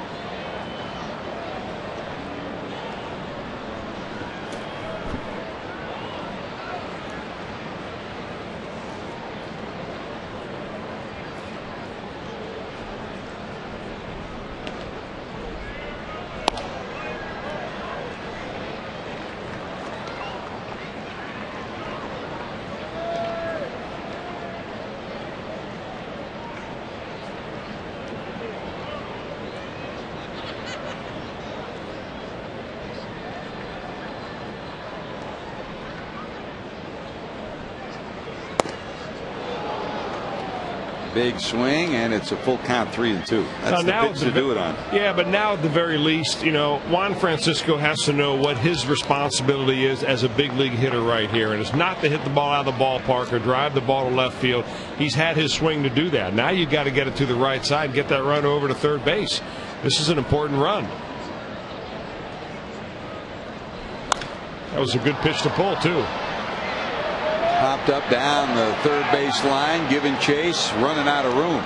You know, it's funny, in talking to some minor league managers, Rick Sweet included, you know, you're constantly reminded, because, George, we've been doing big league games for a long time, and we're at this level where you set your expectations high on each player that comes to the plate.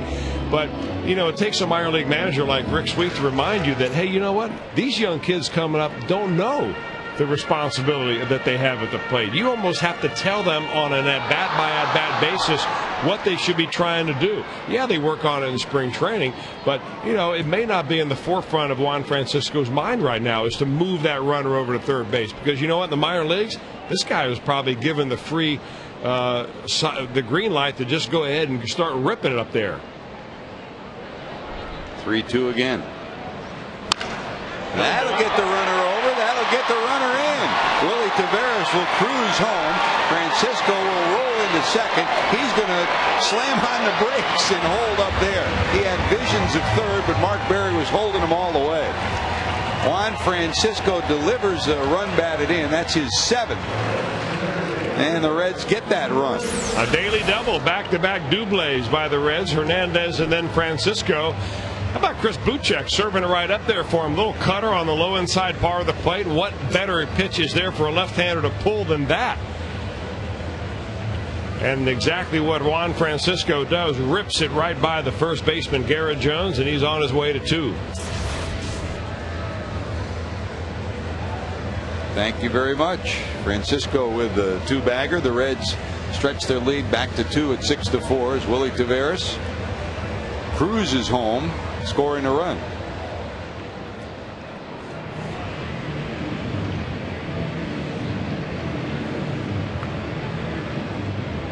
'64 delivers. Back to the top of the order, Drew Stubbs. Flied out, walked, and flied out.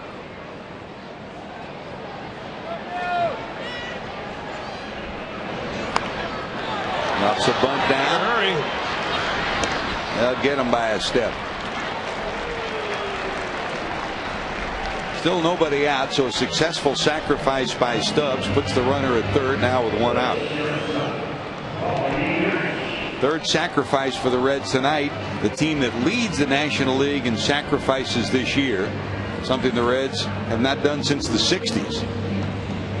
That's the difference, one of the differences in this club for 2009. And Chris, that's something you expect to carry over to 2010 as well, you'd imagine. Oh, absolutely.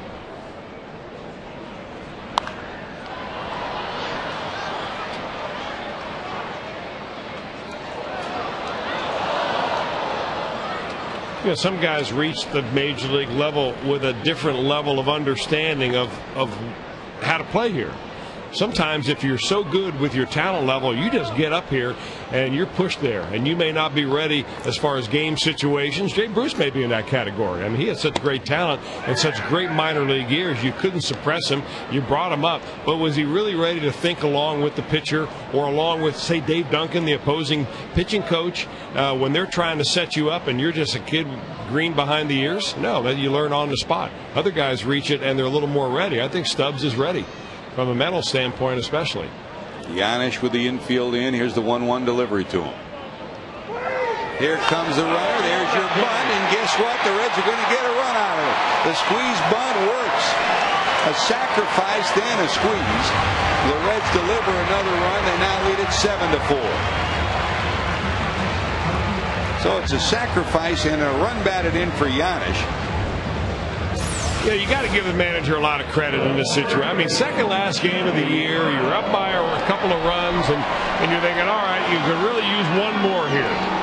And you make everybody feel good about that play. Francisco gets the call right. He knows when to break. Paul Yanish gets a run batted in right here. He doesn't have the pressure of trying to drive a runner in from third base. So you play to your player's strengths, and that's what Dusty Baker did right there. Yanish is a good bunter.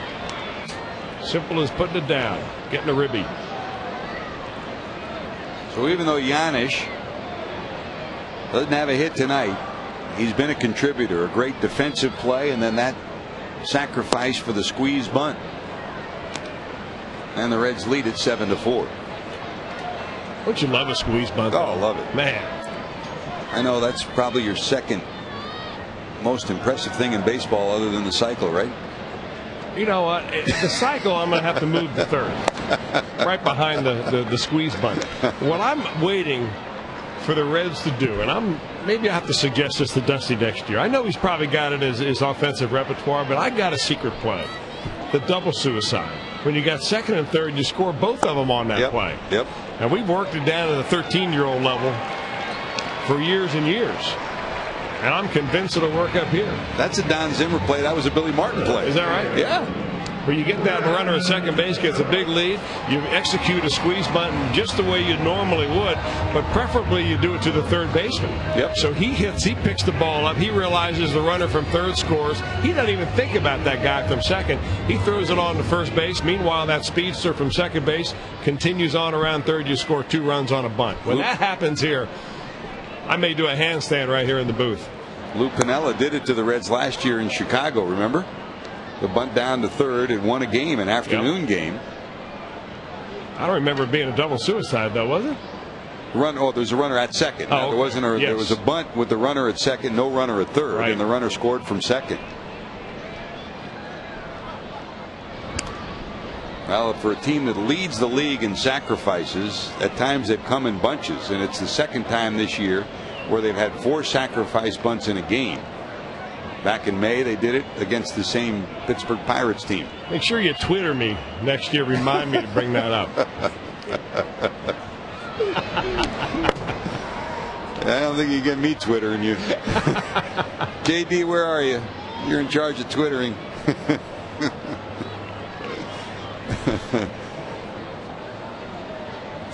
JD, you ready to Twitter him? You got it, George. Anything for you. Sounds like we woke him up from the front gate. He's still sleeping there from last night. He hasn't left. No, there's a birthday party out there tonight, boys. They kicked you out, huh? They did kick me out. We'll have to talk to Bob Castellini, make sure, and talk to Phil, make sure they don't take your seat away. Come on, George. You can tweet. Come on with it. There's the birthday party that taking place at the front gate outdoor suite. By the way, JD, you didn't tell us. Well, here's the stretch and the 0-2 pitch. There's a strike 3. Breaking ball gets Brandon Phillips by the strikeout. Don't go away. We'll come back with you after this. The Reds score another on a couple of sacrifices in a squeeze and lead at 7-4.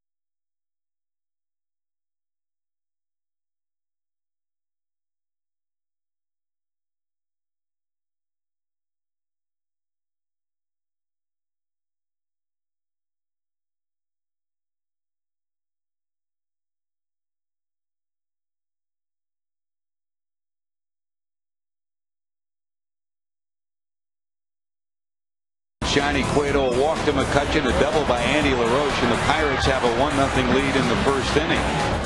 The Reds come back. Darnell McDonald bangs a double after a walk to Scott Rowland, and a great slide by Rowland eludes the tag, and the Reds have tied it at 1. It becomes 2-1, and Rowland, after the great slide, comes up with a great swing. His third home run as a Red. It's 2-1 Cincinnati. That's the way it stayed until the 4th inning, and a pass ball with 2 runners on and Johnny Cueto trying to bunt made it 3-1. And then after another walk loaded the bases, Joey Votto drills one off the wall, plates 2, and it's 5-1. The Reds had the lead. That's the way it stayed as Votto was nailed at third until this big swing from Delwyn Young in the 6th. The 3-run homer made it a 5-4 ball game, but the Reds weren't finished yet. Shot by Juan Francisco in the 6th inning after a double by Ramon Hernandez scores the pinch runner Willie Taveras. Then a squeeze bunt by Paul Janisch after back-to-back sacrifices gives the Reds a 7-4 lead, and that's where we sit right now. 7 runs, 8 hits for the Reds, 4 runs, 5 hits for Pittsburgh. Johnny Cueto on the winning side of the ledger as he gets some help. The runs in that 6th inning go to his credit as he was lifted for the pinch hitter Francisco, who delivered. And we go to the 7th inning. Ryan Hannigan into the game. Jay Bruce comes into the game in right. And on the mound for the Reds will be Jared Burton. A little breathing room for Jared Burton tonight. 2nd night in a row he's pitched. 21st time he's pitched since coming off the disabled list, and he's posted himself a real fine earned run average, about half of what it is for the entire season here in the 2nd half, since he's rested up and got some medication to take care of that asthma condition. Here's Neil Walker pinch hitting in the pitcher spot. Walker figures to be into the mix as a possible 3rd baseman for next year. And there's been talk of maybe moving Andy LaRoche to 2nd. All kinds of possibilities for these Buccos as they head to the offseason too. Former #1 draft pick from the Pittsburgh area. They'd love to see this guy be an impact player. He showed us something at the plate, hasn't he? Quick bat. Here's the 1-2. Center fielded pretty good. Stubbs going back, gets turned around, still collects himself and hauls it in. Hit pretty well by Walker in the pinch hit swing, but tracked down by number 6. Hit a long way, but a cool night like this, the ball's not exactly jumping out of the ballpark. And Drew Stubbs playing fairly shallow. First breaks to his right, and then he's got to turn around completely. But you know, that's just confidence in yourself out there. I mean, he just has great stage presence. They say he has been major league ready defensively since the time they drafted him #1 out of the University of Texas. And he's just been kind of waiting for his offense to come up, and it is there now. Little by little, it's caught up to him along the way.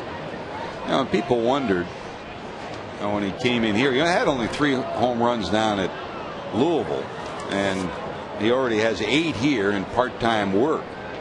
And people say, well, where's the power come from? But part of that, give credit to Smokey Garrett, the hitting coach down there. As he came up, he said, look, don't worry about the home runs. You're big enough, you're strong enough, they're going to come. Cut your swing down, worry about making contact, worry about cutting down your strikeouts, and the rest will follow. And it just so happened that the rest is followed at the major league level. You know, I got to hand it to the Red scouting department, whoever was in charge of it at that time when they picked Drew Stubbs. That was in 2006. Because when I first saw Drew Stubbs the next spring training after him being a #1 pick, I looked at him, I said, are you kidding me? And I watched him in the first year in spring training that he showed up, and the pitchers were literally knocking the bat out of his hands. And I thought, man, oh man, I mean, how is he ever going to get strong enough to hit in the big leagues if these A-ball pitchers are knocking the bat out of his hands? But he has come a long, long way. And that's what the tough thing about scouting is projecting a guy, you know, at age 19 or 20 or 21 or even at 16, if you're signing a foreign player, you know, what he's going to be like when he finally gets to be 24, 25 years old. Terry Reynolds was great for that in the Dodger organization. He was doing it for the Reds then, and now Chris Buckley's doing it for the Reds. And that's, I mean, Mark Schott always said, what do scouts do? All they do is watch ball games. Well, that part of it is true. But if you got an eye. But if that's all they're doing, you're in trouble. You got to see something that other people don't see. You know, you see a skinny shortstop from Venezuela, you wonder if he'd ever make it to the major leagues, and all of a sudden Davey Concepcion is one of the best shortstops that ever played the game. I mean, it was easy to scout Ken Griffey Jr. and Alex Rodriguez. So I saw A-Rod in high school, and he was a man playing among boys. There's just no question about it. But, I mean, it's a lot more difficult after you get past those first 3 or 4 players in the draft, and then you're still paying these first-round picks a lot of money. You better make a good choice. 2 balls, 2 strikes. How about the guy who scouted Daniel Ray Herrera? Yeah. I mean, imagine going to your superior saying, I want to draft this kid who's 5'7", or maybe 6, or maybe 5'5.5". Yeah. Ask Shaq. Yeah. Shaq knows better. Waist high. That misses, and McCutchen will walk. He'll walk for the second time tonight. He's on for the third time. But you have to see something that, the great scouts, and Chris, we've been fortunate over the years to have so many wonderful scouts that have crossed our paths. I mean, Gene Bennett, of course, is still with the Reds. He's been such an integral part of this Reds organization for so many years, and the likes of the Paul O'Neills and the Larkins and the Sabos and people like that, and the ones that got away. I mean, Gene was a guy that was at the top of the list wanting to draft Derek Jeter, and the Reds did not. There goes McCutchen. Here comes the throw. Not this time. He'll have a stolen base. It goes into center, but McCutchen had already held up. So McCutchen will pick up stolen base number 20 on the season.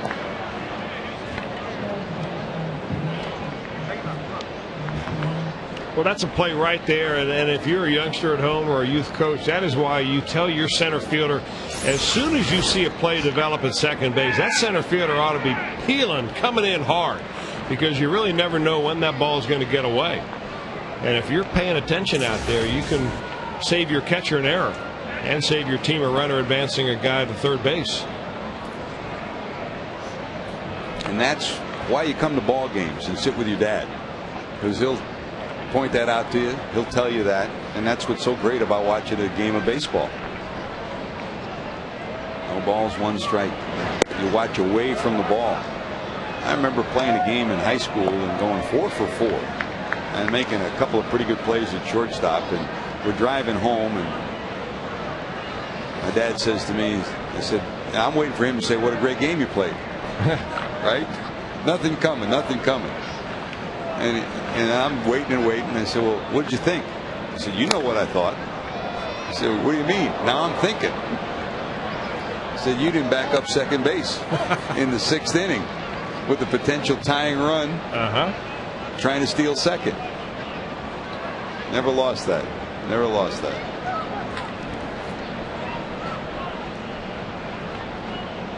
One ball, 2 strikes. And then he smiled. Oh, by the way, good game. Nice work. And then he tell you, yeah, that's it.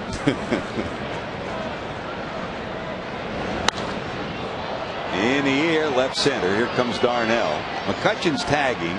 He'll bluff going and hang right there. 2 away.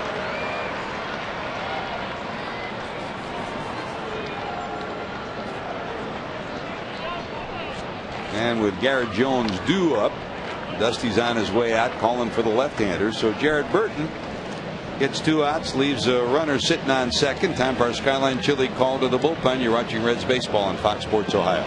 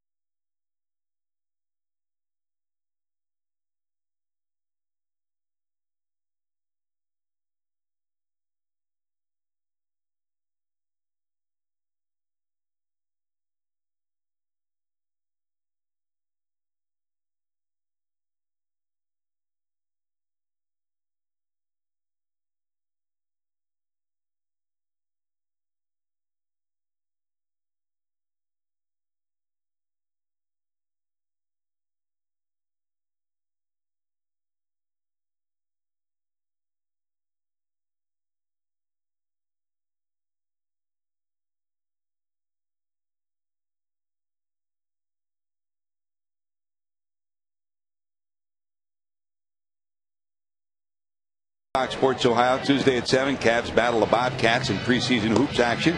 It'll be the first time Shaq and LeBron will hit the court together for the wine and gold. A 1 for all for the Cavaliers during Tiptober on Fox Sports Ohio. I still like the hunt for Red October. Well, how about the hunt for the University of Cincinnati Bearcat Dancers? They won the national championship this year. They thrilled the fans here about the, I guess, the 4th or 5th inning when they jumped up on the Reds dugout and did a wonderful routine to one of the recent songs, the Black Eyed Peas. Did a great job. And hey, Bearcats did a great job today. Be cold here. I mean, did they bring sweaters or jackets? I mean, it's not allowed. Everybody else in the ballpark tonight is wearing, you know, an overcoat, mittens, a hat. Poor girls are got to be chilly. Here is the aforementioned Daniel Ray Herrera facing the left-handed swinging Garrett Jones. You want to get somebody in to deal with this guy because Garrett leads all National League rookies with 21 homers. He's had a great second half. Here's Daniel Ray and his numbers, his 70th appearance of the season. Well, where he has really excelled is in getting left-handers out. So if you use Daniel Ray solely as a one batter against a left-hander situation, I mean, you've been rewarded big time. When he has struggled, and it's been rare, but when he has, it's been against right-handers who kind of wait him out and can punch that ball to right field. And that's something that he's just going to have to figure out and get better at as he gets more years in the major leagues. Breaking ball misses. I mean, he's no flash in the pan. I mean, he's got legitimate enough stuff, but I think the biggest thing he's got is a heart. I mean, he has got the heart of a lion out there, and you know, when he takes the mound, he feels like he's as big as Shaq. His heart is. Tries to check it. Can he do it? He didn't go around. By the way, Chris, while you're talking about Cincinnati, congratulations to the Bearcats. They won today over Miami of Ohio 37-13 in college football. Battle of the Bell. Now, did any of your two daughters that have gone through school, were they cheerleaders at all? No. Either one. Well, Jamie was, and I tell you, it is tougher than being an athlete. Oh, it's a contact sport. Yep. Unfortunately, it's contact with the wood floor. Oftentimes. And the dress code is tougher too. Those girls could be freezing down there, and their coach won't let them change, right? I mean, you're talking about you got to be to the T. They did a great job here tonight. Full count, 3-2. Like, can I put a coat on? You put a coat on, you're in big trouble. I bet they're not even talking about it.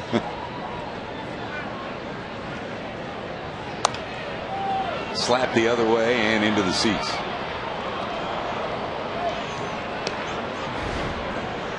They did a great job in between innings. Here's a peek at their entertainment.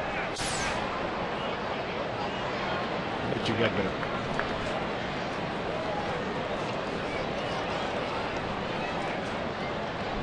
Full count, 3-2.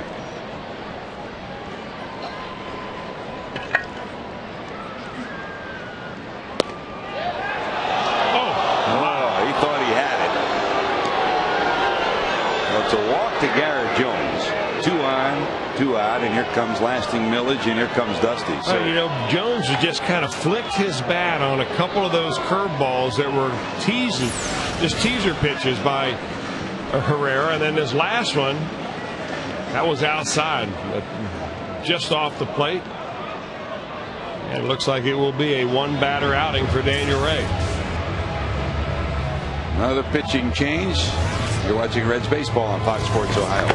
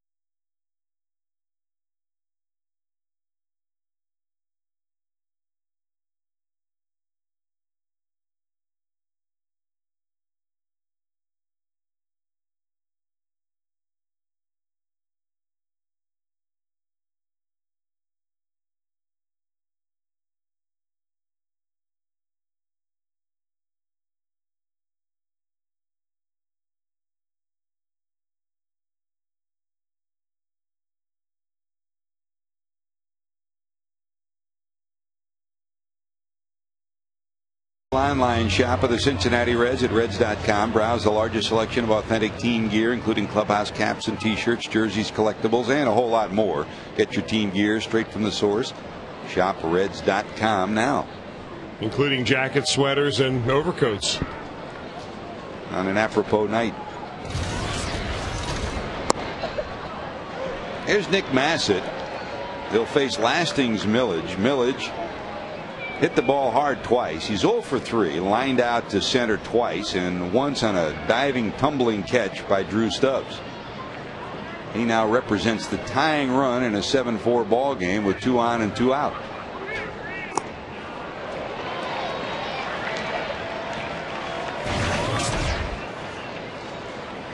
'74th game now for Massett, and we've talked about the way he is taking charge in that bullpen, and one of the reasons why he's in. Millage, who's been red hot, who's hit over 300 against the Reds, is 0 for 5 against Massett.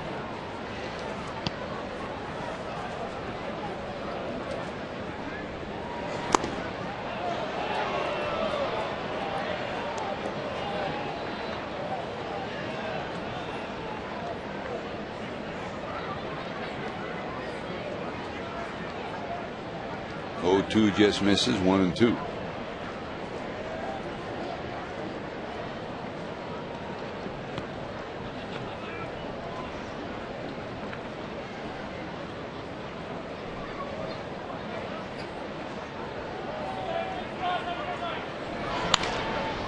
Dribble down to first. Votto will scoop. Backhand flip. Nice play, both ends of it. Good job by Joey Votto.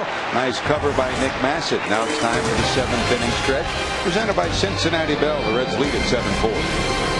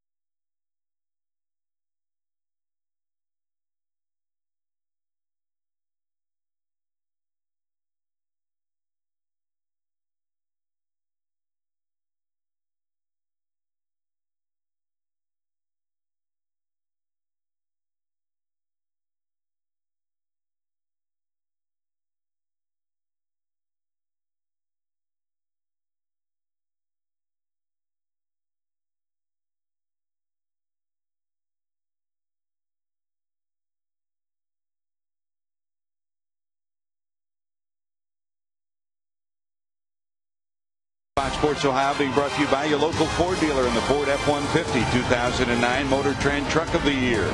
By Aflac, we've got you under our wing. By your Cincinnati Northern Kentucky Honda dealers. Visit mycincinnatihondadealer.com for current offers. And by McDonald's of Greater Cincinnati. Great to have you with us here at Great American Ballpark. The next to last ball game of this 2009 season for the Reds. George Gray, Chris Welsh. Jim Day will be by with Reds Live post-game following tonight's encounter. Hope you enjoyed Reds Live pre-game with Jim and Brian Giesenslaw. We'll be with you tomorrow to wrap it up at home. Scott Rowland, who scored 1 run on a great slide and homered to knock in another, pops out for the first out of the bottom of the 7th inning. Well, Rowland's retired, 1 away. And that'll bring up Johnny Gomes. And Chris, one of the things that was great to talk about, and as Johnny Gomes is due up, Jay Bruce coming in. Bruce, who came into the game this past half inning defensively, will come to the plate for Gomes. So Jay will have his first at bat. One of the things that we talked about as Steven Jackson enters the game for the Buccos is the presence of Scott Rowland. I think both Jay Bruce and Joey Votto really realize the opportunity that they have and that everybody else on this Reds team has to learn from one of the guys who's been a real driver, a leader in the game of baseball. You know, he's got two types of presence. One is a physical presence. He's a large human being. I mean, he's the size of a linebacker. I mean, just a big guy. So he can handle himself. And so he has that imposing physical presence, first of all. But with him, he's got all the, you know, all the All-Star appearances, the Gold Gloves, the reputation, all the things that goes along with being a leader and a guy that has had a real fine major league career. He's made a lot of money, and he's played on some really good ball clubs. And he's played for lots of different very good managers, too. So, you know, that has a lot to be said for itself. So, you know, when your team is looking for a leader, eventually, you know, this guy might be a leader. Joey Votto might be a leader. Brandon Phillips. But until their time, they need to have somebody to show them how to do it. And that's why Scott Rowland plays such an important part on this ball club. 2-2 to Jay. There's a line drive into left for a base hit. Last 10 games hitting .370 with 4 home runs. That stroke is back. And if you joined us late, we talked to Joey Votto and Jay Bruce before the game today. And of course, Jay had indicated he was going to the Dominican Republic for winter ball. Here's another look, Chris. You know, I don't know whether he needs winter ball or not. I can't be a judge on that. But I'll tell you what, he's got his stroke down. I mean, he gets his foot down. A little different approach right now. He was experimenting with different toe taps with his front foot. Now he's just lifting it up, putting it straight down, and he's getting that foot down in time to be able to drive the ball the other way. That's a great swing. Darnell McDonald, fly ball to right. Cutting in front is McCutcheon, and there's 2 away. But Jay told us before the game that he's decided now not to go to winter ball, that he's made enough progress, feels comfortable enough at the plate, and the wrist feels strong enough that he can just spend the time to relax and build his complete strength back in that right hand and right arm. You know, it's not like he's going to go home, lay on the couch, watch NFL, and eat bonbons all day. I mean, these guys go down there, they work out. They kind of have an exit interview, you know, with the trainers and with Matt Krause, the strength guy, and they'll go through a program and they'll bring them in. You know, they'll test them around the December mark when the Reds Fest comes around. They'll come in here, work out a little bit. They'll make sure that these guys are in shape. I mean, you know, Jay Bruce knows what's on the line. He knows that there's a lot of money to be made. That he's going to have to work to be a starter next year on this team. So, you know, if he doesn't want to go to winter ball, that's a kind of a personal decision. You know, winter ball sometimes can be a, you know, less than great experience, depending on, you know, how it goes for you down there. You know, there are a lot of guys go down there and they just don't like it for one reason or another. They need some time away, and they don't get it when they go to winter ball. There is some pressure playing in winter ball because the owners and the general managers and the fans of those teams, and I don't care whether you're playing in the Dominican, Puerto Rico, Venezuela, Mexico, anywhere, they want to win, and that's all they care about is winning, not developing players. So, you know, maybe a good decision for Jay to make his home in Texas instead of the Dominican Republic this winter. Here's Jay's comments about looking forward to next year and what he learned from this year. I see a lot of positives. You know, we obviously have to improve. You know, we didn't play as well as we thought we should have this year, and you know, despite some injuries and stuff, we're finishing up strong, and you know, hopefully, you know, build that going into the next season. Good way to look at 2010 for the Reds right fielder. Boy, he's sure ending strong. Ryan Hannigan for his first at bat after coming in for Ramon Hernandez. 2 balls, 1 strike.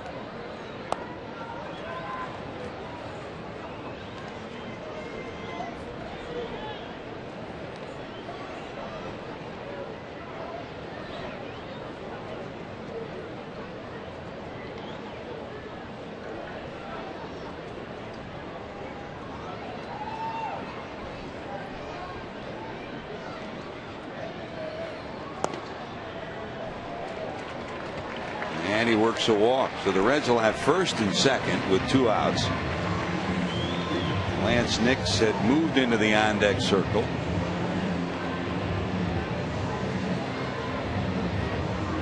He's being called back, and Nick Massett's going to come in and swing the bat with 2 away.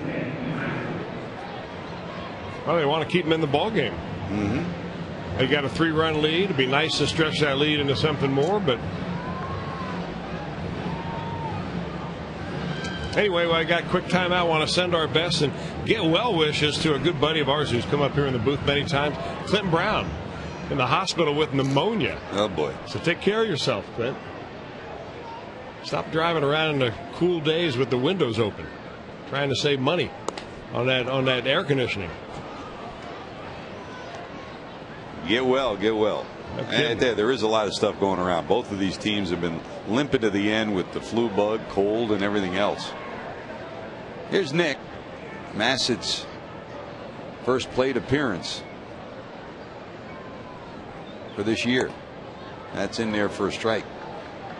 Oh, by the way, an update now in the 8th inning at Detroit. The White Sox 4 and the Tigers nothing.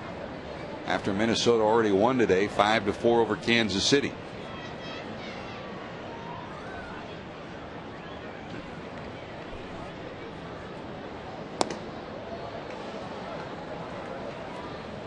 If the White Sox hold on, then Detroit and Minnesota will go into the final game of the season in a flat-footed tie for the American League Central Division lead and the championship there. 2-1.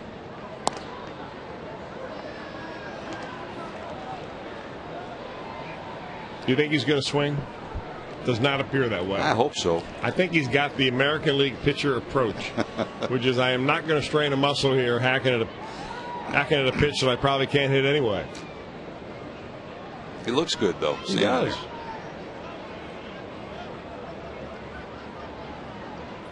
That's a baseball card pose. Wouldn't he love that on a card? Full count, 3-2. Pitching him tough.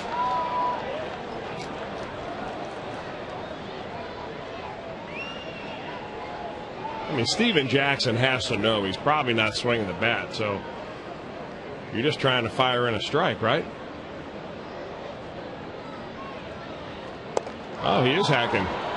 Good rip. Nothing to show for it, but the Reds will strand a pair. Cincinnati leads it 7-4.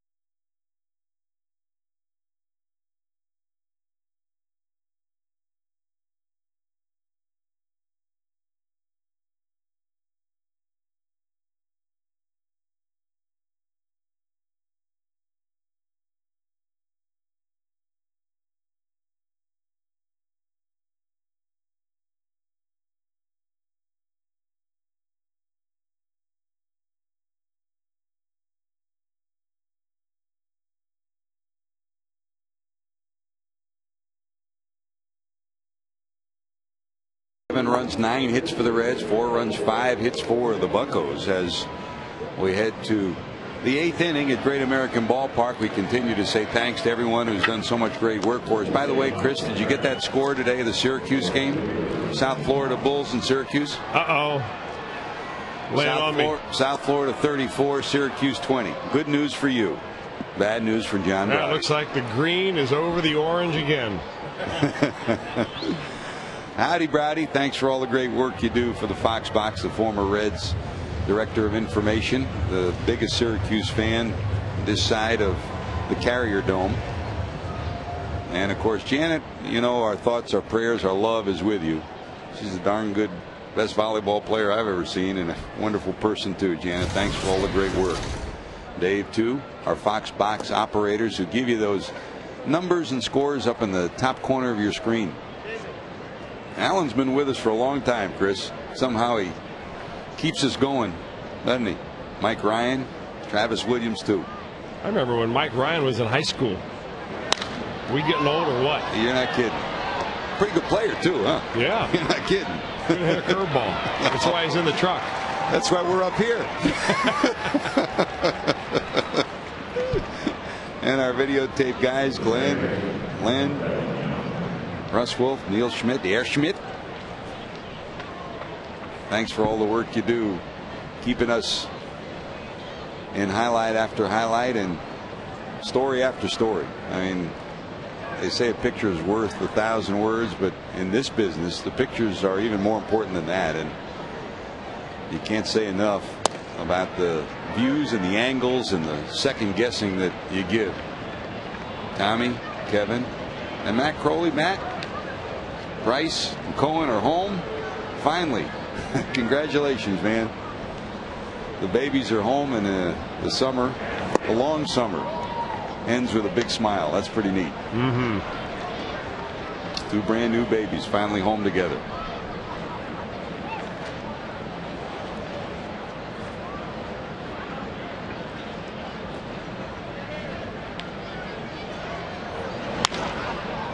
Yeah, Chris, we talk often, and you know, I mean, everybody gets to the point of the end of a season, and you know, we have like two families. It's your baseball family and your family at home, and you know, we've said it over the years. And I mean, I've been in this business since 1965 when I was in college, and whenever you did baseball or any sport, basketball, football, you came to Cincinnati, or the best cities were Cincinnati and St. Louis and Pittsburgh.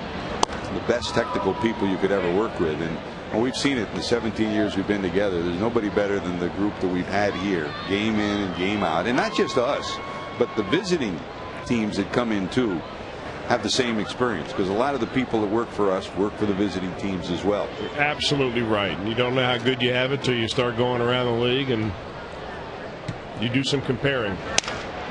Line drive to center field. Well, look out that he almost gloved it. Unbelievable. It'll go as a base hit. Almost a miraculous effort by Paul Janisch. Take another look at this. He's already come up with one gem.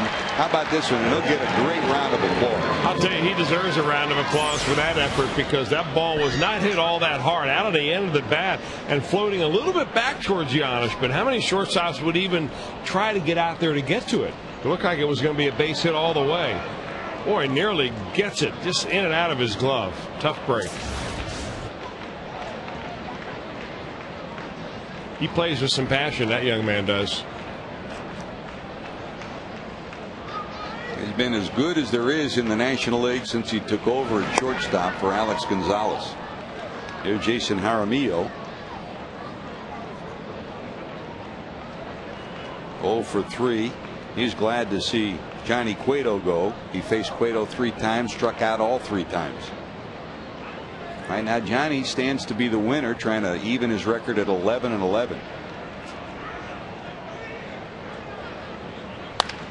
Line drive, short hop, rolling. Wow! They'll turn it into a 5-4-3. Now, Roland's done about everything he could do tonight. A great slide, a home run swing, and how about this for a capper?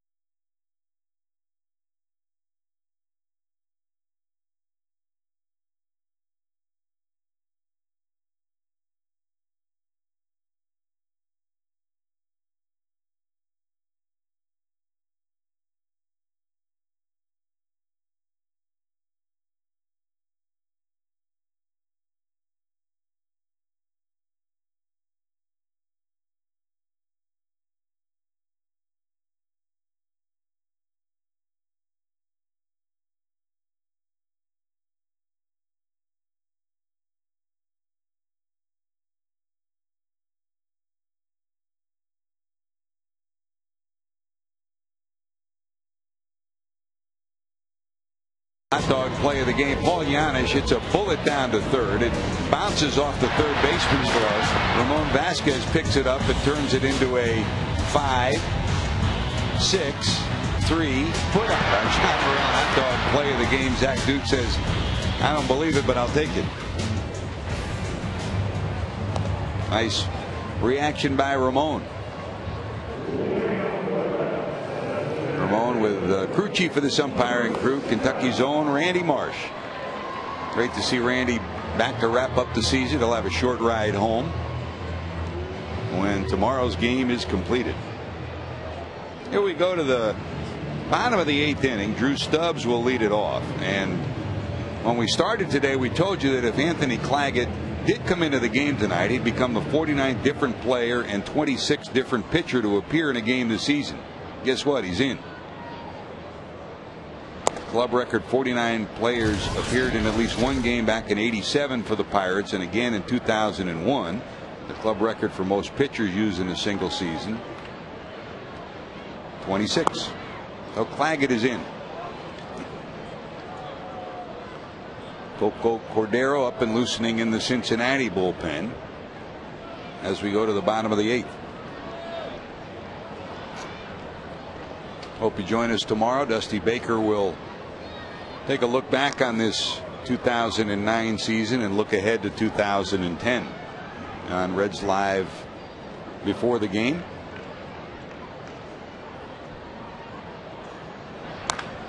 Dribble down to third, but foul.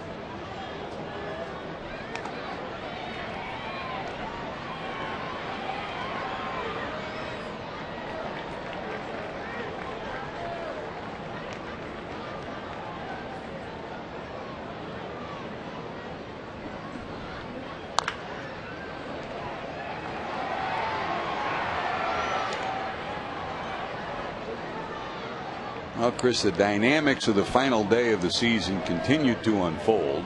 Still to come in the National League, the battle for the final playoff positioning. Colorado and the Dodgers will be squaring off in just a few minutes. There's a rocket shot into left, curving. It'll go foul. In the American League, Minnesota's already won, putting the pressure on the Tigers, and the Tigers are now trailing 4-1 in their ball game in the 8th inning. So what it means if it stays the way it is with the White Sox leading in that game, I mean, the ramifications of having to go to the end of this season, the final day, and the Tigers have been outscored 20-4 in the last 3 games against the White Sox. There's a bouncer down to third. LaRoche has it. Stubbs is retired. Typical of a team that is playing for something versus the team that's got no pressure on them at all. And the White Sox are playing nice and loose. The Tigers are tight. Boy, to look at Jimmy Leland and some of the shots that we've seen him over the last few days, this guy looks like he hasn't slept in a month. But it's nice to have some race go right down to the last day of the season, and it appears that will be the one. You know, 2 weeks ago, you know that Jim Leland, with the lead, set up his pitching rotation, and the hope was that Justin Verlander was scheduled to go on Sunday, but you never expected to use him because you'd probably use him at the start of the playoffs. But now it means that if the White Sox win again tonight, and they're leading 4-1 now going to the 9th, that they got to use Verlander. And it's the same story for Minnesota, same story for Colorado, same story for the Dodgers. You get down to that final day, not a question of planning for the postseason. You just got to find a way to get in and be ready for it.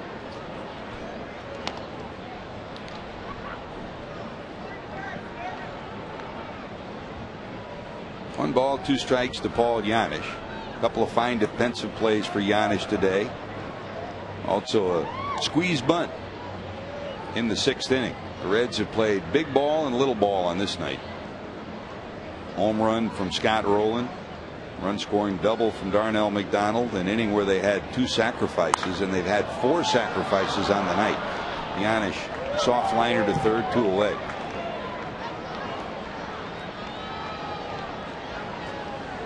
And here comes Joey.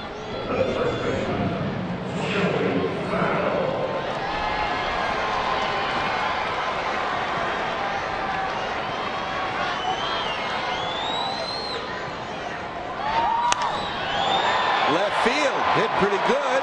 Going back, looking up, it's going to be gone. Joey Votto taps with a big smile. Votto doubled in a pair in the fourth, and here's home run number 25.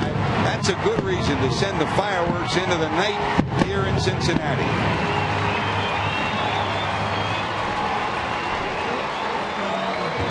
Well, he's going to want to do a pregame interview with you every day next year, George. The way he hits after he talks to you pregame tonight.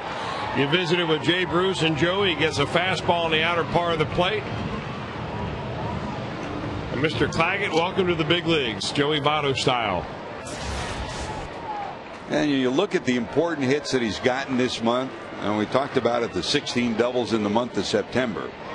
And we always chart him, but most of his hits this month have been that way, to left. And what you see and you like about Jay Bruce too is the same thing. I mean, his base hits have been going the other way, and if you get both of them to think that way, they're both strong enough to react at balls in when they come.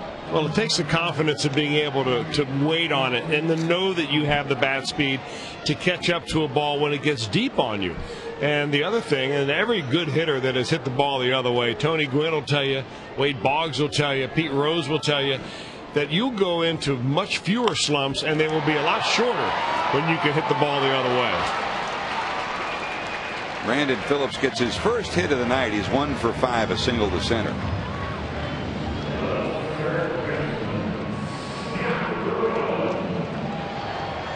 So 2-out action, a homer from Votto.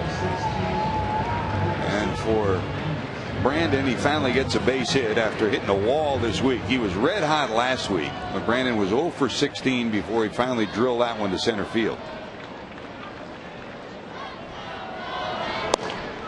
And here comes Scott. Rolen started a Reds rally in the second with a walk and scored on a double by Darnell McDonald to tie the game at 1. He gave the Reds a lead that they have not relinquished in the third with his third home run as a Red. Cincinnati took a 2-1 lead on the solo shot in the third inning.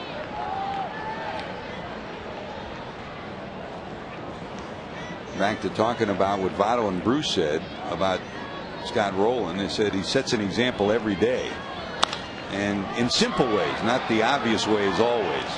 And tonight he's done that again. Bouncer down to third, but the Reds play add-on. Thank you, Joey Votto. Home run number 25, and the Reds lead it 8-4.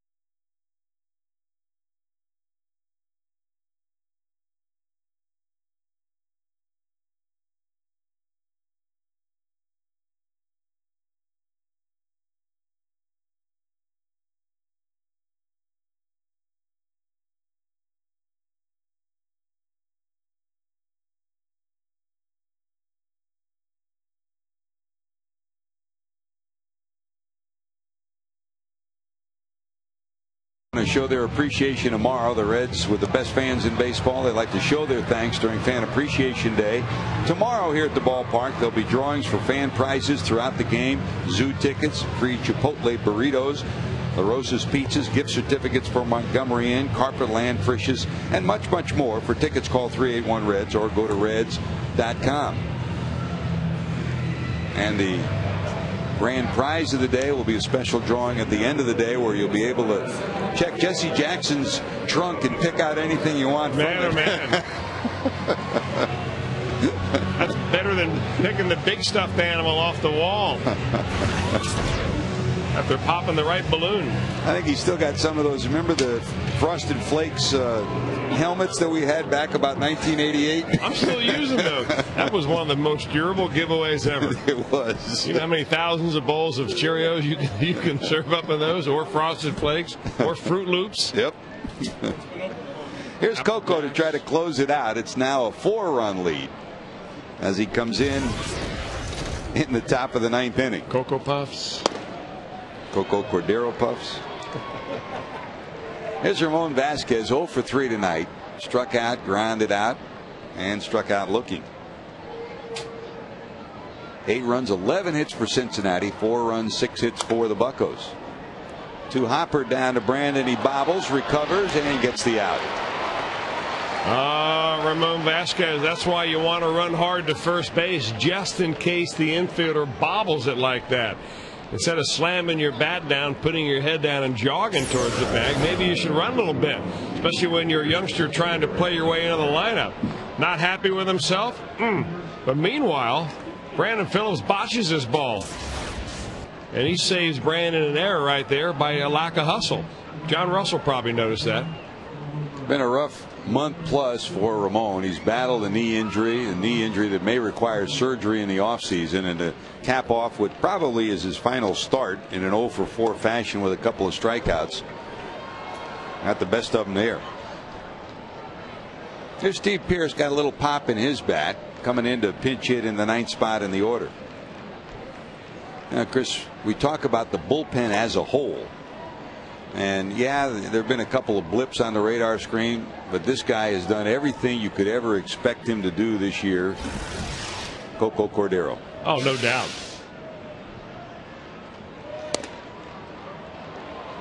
I mean, his blips really came in non-save situations. Yep. And not to use that as an excuse. A lot of closers will, a lot of people who've never closed before will make that point. Say, oh, well, you know, he's great when you have a save situation, and they're not so great when you don't have that adrenaline pumping. But the back end of this bullpen has been pretty consistent, and they have been very good about shortening a ball game, and that's what you want. You want your game to be as short as possible. Get your starter to 6 or 7 innings, bring in a middle guy, bring in an 8th inning guy, and then turn it over to your closer and make it lights out. Phillips has it 2 away. Now let's go back to the month of March when Coco Cordero was coming back after the ankle surgery that cut short his season early, a couple of weeks early in September of last year, and everybody wondered. I mean, his velocity wasn't there. He looked uncomfortable on the mound, and quietly, he didn't say much publicly, but quietly he said, "Don't worry, I'll be ready." And he was right. He was ready. When the bell rang, he was ready to go. And he's never missed a beat all season. 2 outs. Crowd here at Great American, paid of $24,539, waiting for Coco to try to put the capper on this night against Andrew McCutchen.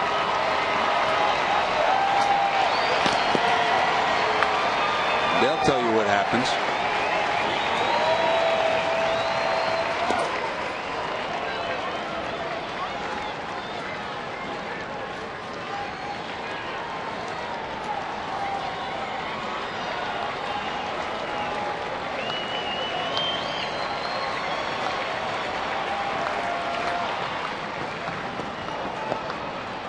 Two balls, 1 strike.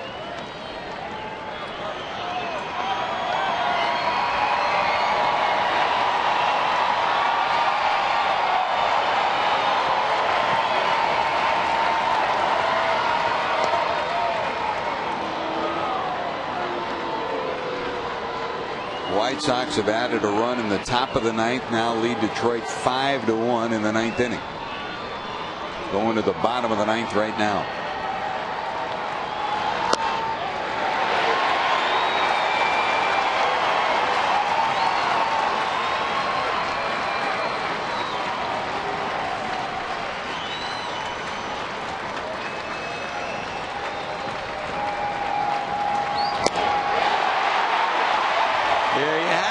Coco Cordero slams the door on the Buccos in the 9th, and the Reds will win Game 2 of this final series against the Pittsburgh Pirates. Scott Rowland and Joey Votto provide the big blast, each with a home run.